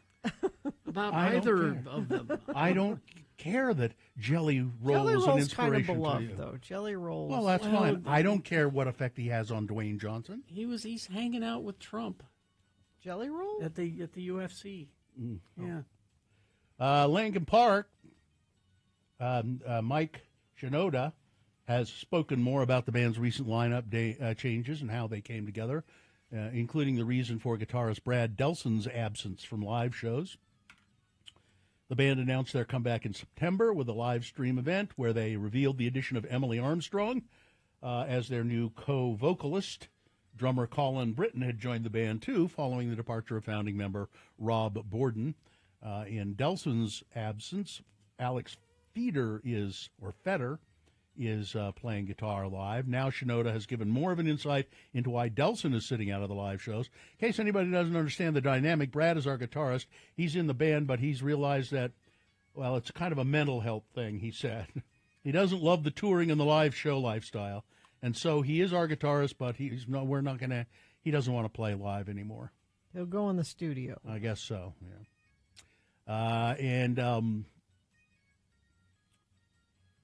Let's see, Chris Evans, that's Captain America, isn't it? Yes.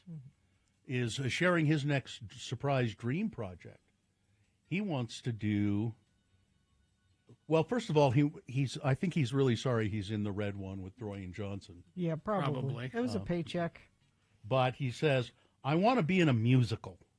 I want to sing and dance. Somebody put him in a musical. I want to Let sing Chris and Evans dance. do whatever he wants to do. Well, I mean, but can he sing and dance? I guess he probably can if he says that's what he wants to do. I mean, there is that Captain America musical joke that's in the Hawkeye show. Do you think maybe he's teasing that? Why not? Rogers the musical. People don't think I'm serious when I say it, but I'm very serious. I'd like to sing and dance in a movie. And I got a feeling it's going to happen one of these days, said Dwayne Johnson, after sharing that his Red One co-star is crazy talented musically. Okay. So I was always surprised that, what's his name? I don't know who you're talking about. Usually I can help you get there. What? a little something else. The guy. Another. You know, he has the pocket watch, and, you know. And I kept Christopher Walken? Christopher Walken. Oh, wow. Christopher Walken. I got there. I did it. Little man. This watch. Christopher Walken was a song and dance man. Yes. Which I didn't realize for years and years, and then I don't know. It might have been Saturday Night Live or something. You see him dance, and he says, "This is what I was trained to do." Well, which video is it that he's in? It's a weapon of choice. Chemical Brothers? No.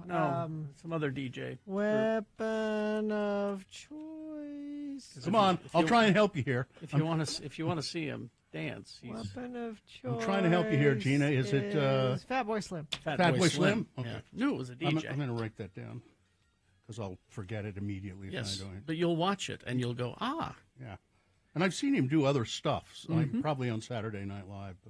But we played that on what is it called? Weapon of choice. Weapon of choice. Yeah. I'm saying that because Carrie could put it in if you really wanted to, you know. You mean right now? Or you know, that's okay. Hang on. He's looking for. And do you know that? Have you ever heard of a singer named Sundance Head? No. Oh, I remember this. Yeah.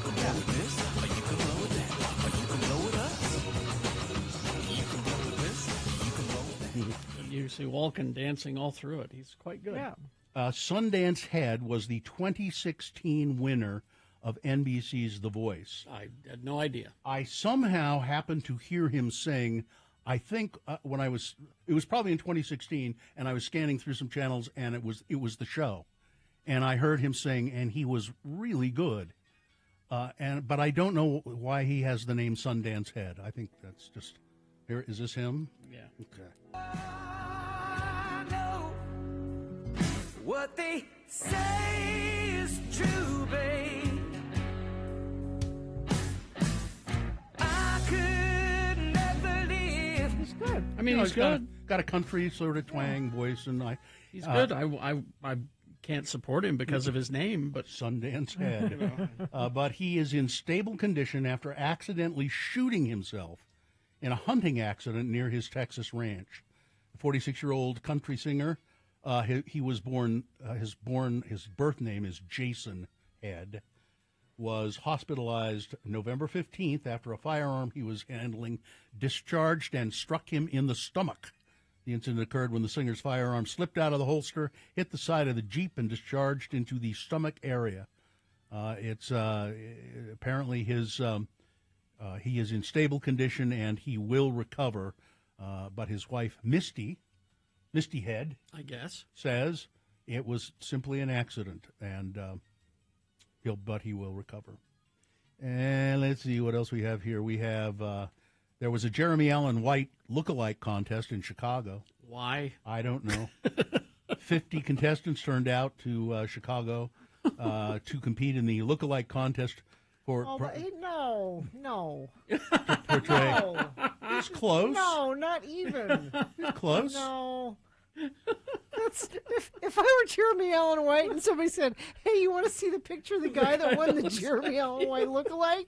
You would Gina, never leave the house. Gina, you should see the other guys. See, that's the point. If you saw the other guys, this is the best they got. If you saw the other guys, this is, you know. I want his crown. There's a vague resemblance. Okay. It's not. That's sad. I mean, he's got the white T-shirt on, but other yeah, than that, he's kind of got the eyes, apron, the dimples. He's got a little bit of a beak, a little bit of a nose, like Jeremy Allen White. Jeremy Allen White always reminds me of a young Robert Mitchum, and I'm kinda, yeah. You know, I hear he's pretty good in this Springsteen movie that he's making. People are talking about it already. Oh. And finally, this story, Gina, for you. What's that? In today's fast-paced environment, many office workers are falling prey to an increasingly common phenomenon known as voluntary withholding. Oh? What is that? Holding in your poop. Oh, I see. And you should not do it. No. Sydney's gastroenterologist Professor Peter Catalaris says it's most common among office workers, especially young women who may not want to use the office toilets. Hang on before you go any further. It's Poop Chat on X96 Radio from Hell. People may try and override. to do at home. People may try to try and override the urge to pass a bowel motion. But the urge to pass a bowel motion, I don't. That's bowel Bowel movement. they Yeah. meant. This. I think this person is Australian. They Yeah. say bowel motion instead Yeah, of movement. okay. I kind of like that better. I need to have a bowel motion. Some people do this as they may consider it inconvenient or embarrassing to go to the toilet during a busy day at work. Others don't like to use the shared public toilet and much prefer to use their own toilet, Yes. so suppress the urge, which then passes. Yes. But when it is convenient for them, they might sit on the toilet and try to push, even though they don't have the urge to empty their bowels anymore. This often ends in disappointment. Oh, God. As the moment has passed. I was looking forward to a good dump. Here I sit, all brokenhearted. Yeah. Had to poop, but only farted. So not only that, but studies have shown that people who do this often develop a host of uncomfortable symptoms due to their bowel habits being disrupted. It can cause bloating, fullness, Yes. and discomfort as they become constipated. Anything about getting your fart stuck? No, but Professor Catalara says, whenever there is a call to stool, heed that call. Some people expect their bowels just to open when they want them to. Oh, no. Typically after breakfast and before work. They sit in hope and expectation, sometimes for a long time, just waiting for something to happen. So dramatic, isn't it? This can lead to straining and fissures and hemorrhoids. But the point of the story is you do not hold it in. Don't hold it in. When you gotta go. Today? Did you make poo-poos? Any poo-poos? 'Cause that's poison in the body, you know. Yeah. It's important to have a healthy bowel routine, he says. So don't hold it in. All right. Overlook it at your peril. Reminding him to make when he waits too long and gets plugged up. What is that? What are you doing? It's a signal for poo-poos. You gotta learn the signal. I don't want to learn the signal. Don't make her do the signal, Mom. She has to learn the signal. I don't want to learn the signal. Now this hand is the potty, beckoning the poo-poos, and in they go. Huh? She's not doing it. A bowel motion is what you're looking for. All right, that's it. We're talking poop on X96 Radio from Hell. The show is so political. So political, this show. Weather. Well, we are hearing more reports of snow up in Ogden.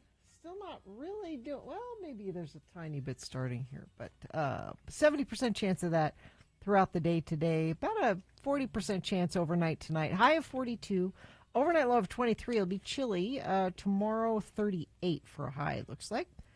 It's time for holiday shopping. That means stopping by Cabin Fever. Since 1982, it's Cabin Fever, located in the heart of Trolley Square. Cabin Fever, so much more than a card store. Don't miss a single.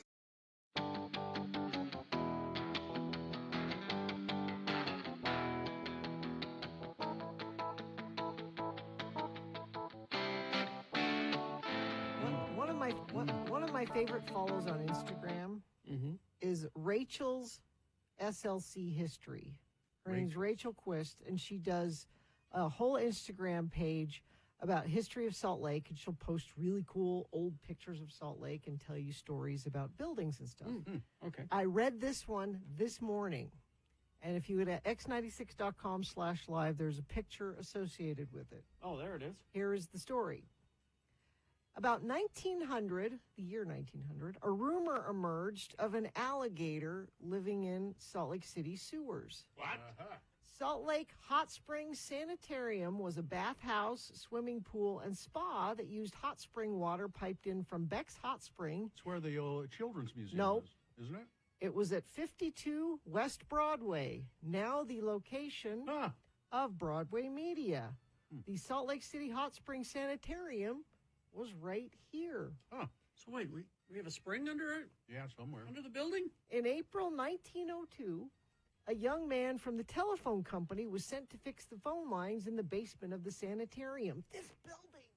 Well, not this What building, used to but be here, but what used to stand on this site. He was deep in the back of the dimly lit basement near a long tunnel that encased the water lines connecting the sanitarium with the Beck's hot spring about 2 miles away. He suddenly heard a curious sound and caught a glimpse of a monstrous animal scurrying back into the tunnel. The man's hair stood up. He immediately scrambled out of the basement. The animal turned out to be an alligator named Jim. Jim the alligator. Who'd been living in the sanitarium's basement and water system for the past 2 years. Jim was originally part of an exhibition of 3 juvenile alligators in the front window of the sanitarium in 1899, right downstairs. Once the alligators became too large and no longer cute, they were disposed of. One was killed. Another was sold to the U of U's biology department. This one died 4 months later. His brain and skin are preserved up at the U, apparently. The story told to reporters was that Jim was found to be listless and supposedly dead, so he was thrown into the basement of the sanitarium. Poor Jim. The management denied any knowledge that Jim was alive and blamed its employees who left lunch scraps in the basement for those who must have unknowingly kept the gator alive. Regardless of how Jim became a resident of the basement and the water systems of the sanitarium, it's unknown what happened to him after he was found out. Supposedly, management of the sanitarium organized a posse to search him out and dispose of him. Okay, well, the alligator thing is interesting, but I'm still fascinated about whether we have hot springs underneath our building. And if that's the case, why did we plug them up? Well, they said they were piping them in from 2 miles away from a hot spring. Oh, well, then see, that's what they were coming from. From that area, same. because there are hot springs. They're mostly capped now, but you know, every once in a while, you used to be able to see steam rising from them. Isn't that cool? You should really follow her because she has all these really cool old pictures of buildings downtown. Well, this gives me an idea that our new mascot is a gator named Jim. That is really a crappy looking building, you got to say. Yeah, I mean, the sulfur baths. It's it's the sort of place that. Are there people looking out of the window there on the first floor? Oh, I don't know. It's a ghost! I can't tell. It could be a curtain. So Rachel-SLC-history. You should follow her. Jim, the X96 alligator. Sure, why not? I love this idea. It's a new mascot for us.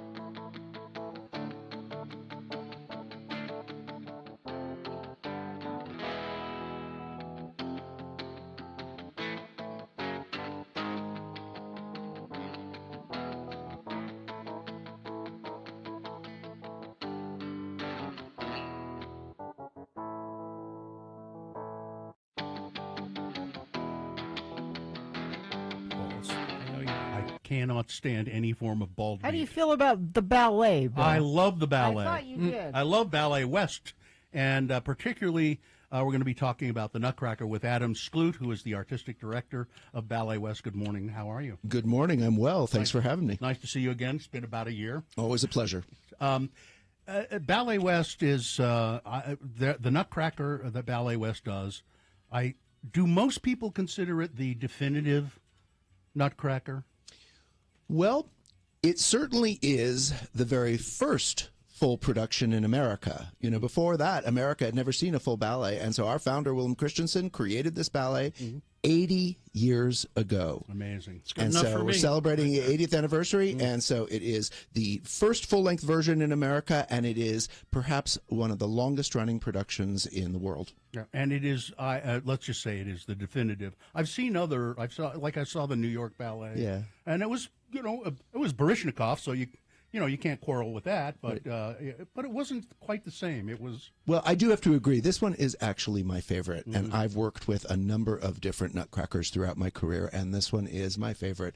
And yeah, it's just special the way that the kids are used, the wonderful dancing opportunities for the professionals, and just the way that it moves. Willem Christensen, Mr. C, was a vaudeville man, and it shows in his Really? Nutcracker because to me it really runs like a vaudeville show. Yeah. Quick, funny, fast-paced, exciting, And that's interesting. one of the reasons this is a great ballet to take kids to. Totally. Keeps I, keeps their attention. They love it. When I think the first time I saw it live on stage was Ballet West, and it was up in Ogden at Weber State, and I was probably in high school or maybe just starting in college, and I'm sitting there watching it, and then that tree started to grow, and I went, "What? What?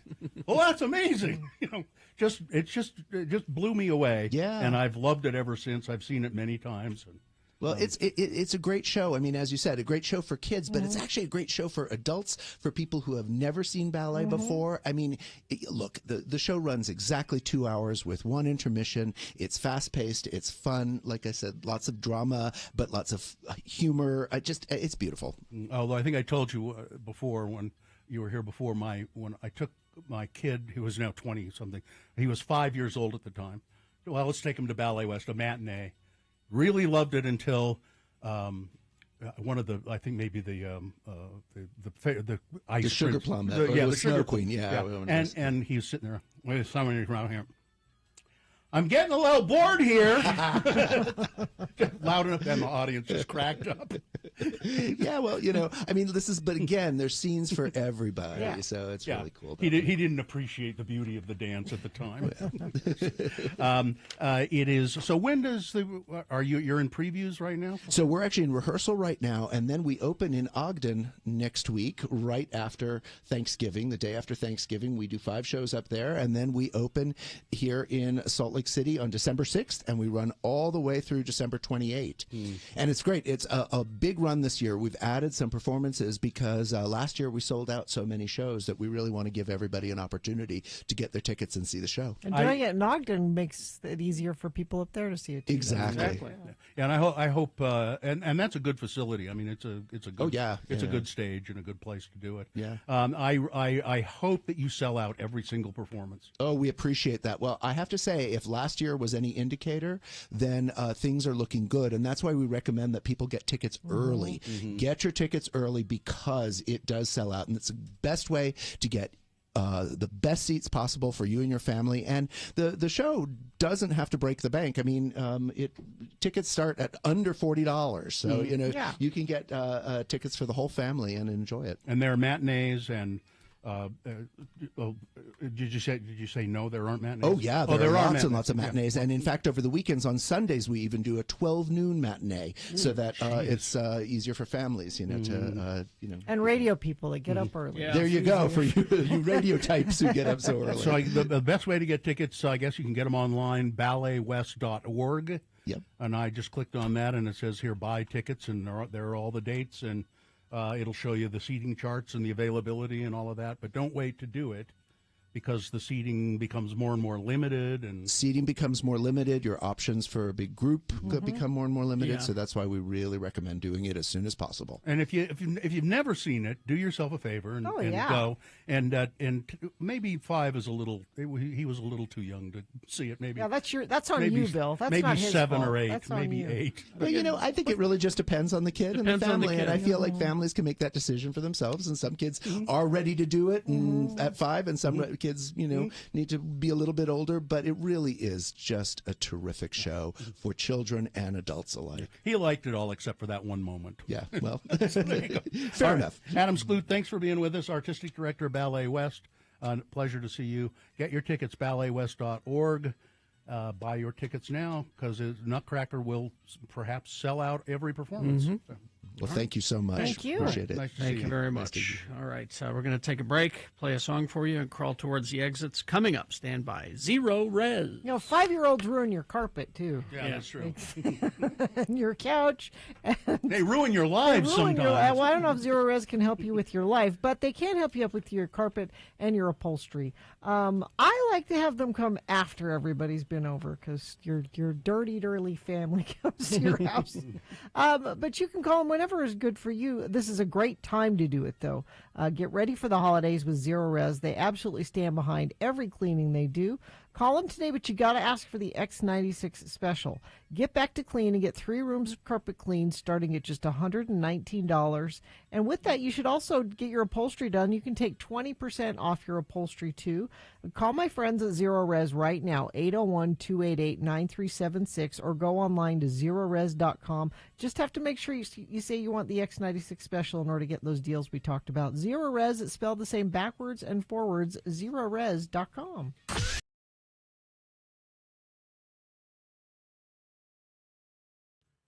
Do we live in a pancake state or a waffle state? You know, I read this. Oh. I thought we were in one, and it turns out we're in the other. Well, Let me let's guess. Let me look. guess. Let me guess. Okay. All right. Pancake. Well, That's what I thought. let's see. Oh.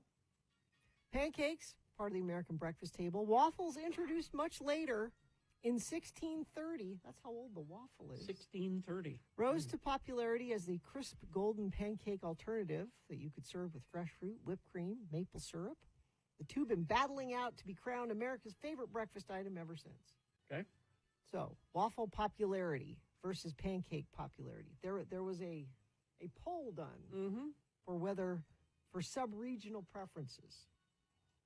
Now, you would think, well, Waffle House. Where's Waffle House? That's in the South. That's in the South. A mecca.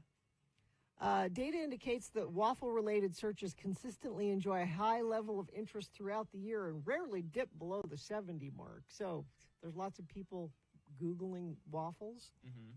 Googling waffles is a good band name, by the way. Waffles near me. These numbers seem to suggest waffles are the most popular choice. Pancakes show a slightly different pattern with more substantial fluctuations. The interest in pancakes only occasionally falls below 80%. Pancakes maintain a higher popularity than waffles. However, the time of year influences popularity. Interesting. I will say, as a kid, I was shipped off one summer for a week to do EFY, which is the young person's Mormon boot camp down at BYU. Oh, okay. And the only fun part about it was the full food bar that you got at the BYU campus lunch in, right? Mm-hmm. And they had a big waffle bar there, so you could make your own waffles. And one kid thought it would be really funny to fill it with nothing, full of chocolate chips, and just shut it and walk away. And let it just melt? I think he broke the waffle maker. So he was a dick. Okay. Yeah. So, see, yeah. Let's look at the top 5 states with interest in pancakes and waffles. So here's the list of waffle states. Waffle states. Number 5, Maine. Number 4, New Hampshire. Number 3, Vermont. You would think Vermont would be a pancake state. Now, you would think. But these are all kind of colder weather states. Number 2, Utah. Interesting. And number 1, Minnesota. All kind of colder weather states. Now in here, the waffles. Now here are the pancake states. All right. And this is weird because there's overlap here. Stack of states. New Hampshire, number 5. They were also a waffle state. Also a waffle state. Alaska, number 4. Oregon, number 3. Oregon? And here we are with Utah again at number 2 for pancake state. We're number 2 in each list. Yes. Hawaii, number 1 pancake state. Well, yes. Now, this doesn't make any sense, although they're saying that Hawaii is known for specifically its macadamia nut. Exactly. I was going to say that. That makes sense. But you claimed at the beginning we're a waffle state? But we're apparently both are popular See, here. I thought we were clearly a pancake state. Yeah. But no. Now here's Somebody a question. flipped the results. Exactly. Now here's a question for you. All right. Well, which are you, pancakes or waffles? Depends. Oh. Depends on a lot of things. Like what? My mood, first of all. Secondly, I want to see the waffle iron. Yeah. And I want to get a look at the... I want to see the waffle. I want to see the dough. Do you call it batter. dough? The batter. The batter. Yeah. Because I can tell visually. Like if it's too runny or not runny enough? If it's not going to be good or not, I can tell. Mm-hmm. But pancakes, usually, even a bad pancake is a good pancake. It's like pizza that way. It depends on how I'm consuming it. Yeah. And the way I say, like, solo, that's the only thing I'm eating. Waffle, right? You can deck it out with an assortment of toppings. But if I'm eating it with a regular breakfast of, bacon, hash brown eggs, pancakes every time. I think that's the better. If I have a sausage patty, I'm automatically pancake. Yeah. Because you put the patty in between two Oh. pancakes. You can do that? Smart man. All my life. All my life I've been doing that. See, I like a pancake, and you can get this at Original Pancake House. A bacon pancake, and it's crumbled up bacon in the batter. Surprisingly good, right? Of the pancake. Yeah. You can also do this with waffles, too. The crumbled up bacon. It's not the same, though. I love the crispiness of the waffle, but it doesn't translate with those other ingredients that well. The most important thing about the waffle iron is you've got to have that thing greased up. So it doesn't stick. So it doesn't stick, because it never fails. You open that thing up and it split down the middle. And are you a Belgian waffle, or do you like a thinner waffle? Again, it depends. It depends. There's a lot that can go wrong with a waffle. There's your sign off right there. There's a lot. You mean I should replace? It would behoove you to care for your uvula. You can take either of them. A lot can go wrong with a waffle. Free promo. Maybe I might steal over to Bruges down the street after this and give me a Belgian waffle. They're pretty good over there. Awesome. Yeah, the Belgian waffle in Murray, the Belgian Waffle House. I've never been. You can get a You can get a hot fudge waffle. It's a waffle with a scoop of vanilla ice cream and hot fudge on it. I'll take it. And that's breakfast. I'll take it. Let's see. Does it say which sauce Utah uses to elevate its waffle? Yes. Oh, it does or not. pancake. It doesn't talk about whether it's syrup or what. I mean, syrup is traditional, of course, but I like a strawberry whipped cream situation. I like that. There is a little diner. I'm trying to remember the name of it. Sue, if you're listening, let me know. It's across the street from the comic book store. There by that Big O Tires on 33rd in that little shopping area. Oh, yeah. I want to say it's called the Sunset Diner or something like that. Something like that. They do a lemon pancake. Ooh. Absolutely fabulous. Just amazing. There's always a line on weekends for brunch. Now, does scones technically fall into the category? That's a different thing. Entirely? Because you deep fry a scone. Different animal altogether. These are griddle. Okay. Griddle things. I was like, if scone is in that list, that takes it by far. No, that's a different one. And I apologize for the political nature of this newscast. Yeah. Lazy Day Cafe. Thank you, Sue. The Lazy Day Cafe. The lemon pancake there. Oh, it's great. Somebody says they have 5 different waffle irons. You can't use 5 or meaning like, sometimes they have them like that have like a Mickey Mouse. I had a Bugs Bunny one. Or a Bugs Bunny one. It was not a good waffle iron. Yeah. I bought it because it was like $5 or on clearance, and I should have realized. Yeah. I have a really nice waffle iron that was a wedding gift that sits right next to my pillowcases because we don't have a lot of shelf space in our apartment. So there's like there's a waffle iron there. The like kitchen accessory for / bedding closet. Now I need a waffle. Yeah. Snack and bacon at Dunkin' Donuts? Never heard of that. Wow. Like fries, like that? I guess. That's the impression I'm getting. I could do that. Sour cream and strawberry jam on a waffle. I'm not sure I'd do sour cream on a waffle. But whipped cream. The strawberry, you said strawberry jam? That's what they mixed said. Together, it might work. This is a texter making that suggestion. I can see the combination of those, sweet and sour. Okay, well, I'll give it a try. I'll give it a try. That's another thing I can do in my week off coming up. There you go. Will you report back? I'll report back.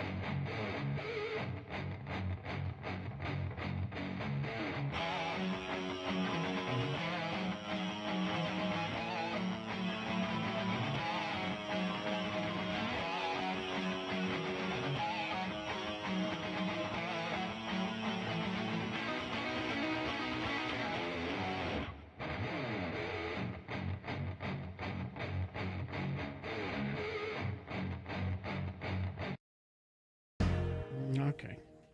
Whatever we're doing here. Yes. Brought to you by Poplar Street Pub. It's the place for hockey. Every NHL game will be televised, featuring daily drink and food specials like their animal-style sliders.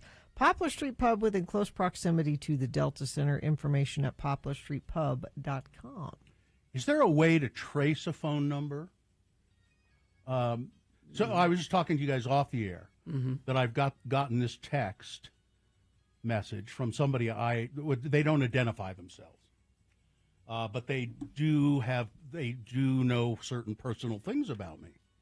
As a matter of fact, I've gotten 2 texts from them. I see an earlier one, and I don't know if it was this year or last year. And maybe you know them, but you don't know that you know them. But it was on my birthday, and it says, according to the calendar, I see you are aging this day. Hope you had a wonderful birthday and a few more.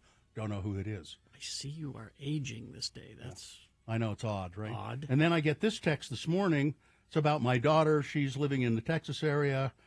Her daughter is getting married in Utah, in Ogden, and the current address I have for you is, and it has my real address. No.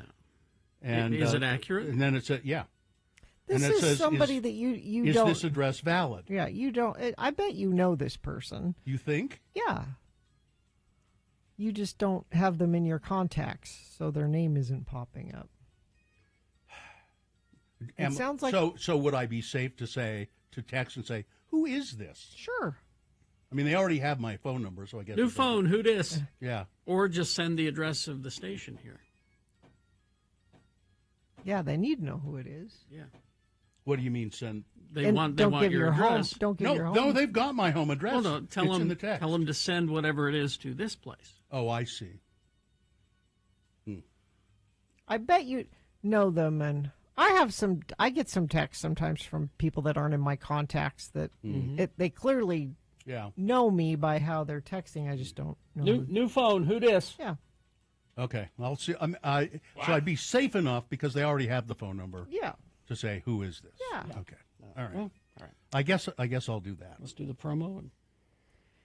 Here's the schedule for Tuesday's Radio from Hell show. Looks like we have time for an X poll at about 7:45. How about this question? What is something that you have way too much of? What am I going to do with all of this paella? Be ready to call 877-602-9696. Well, I'll take some of that paella off your hands. Here, take all of it. Radio from Hell full of paella Tuesday morning here on X96. A reference only we will get? I don't know. We'll see. Good enough.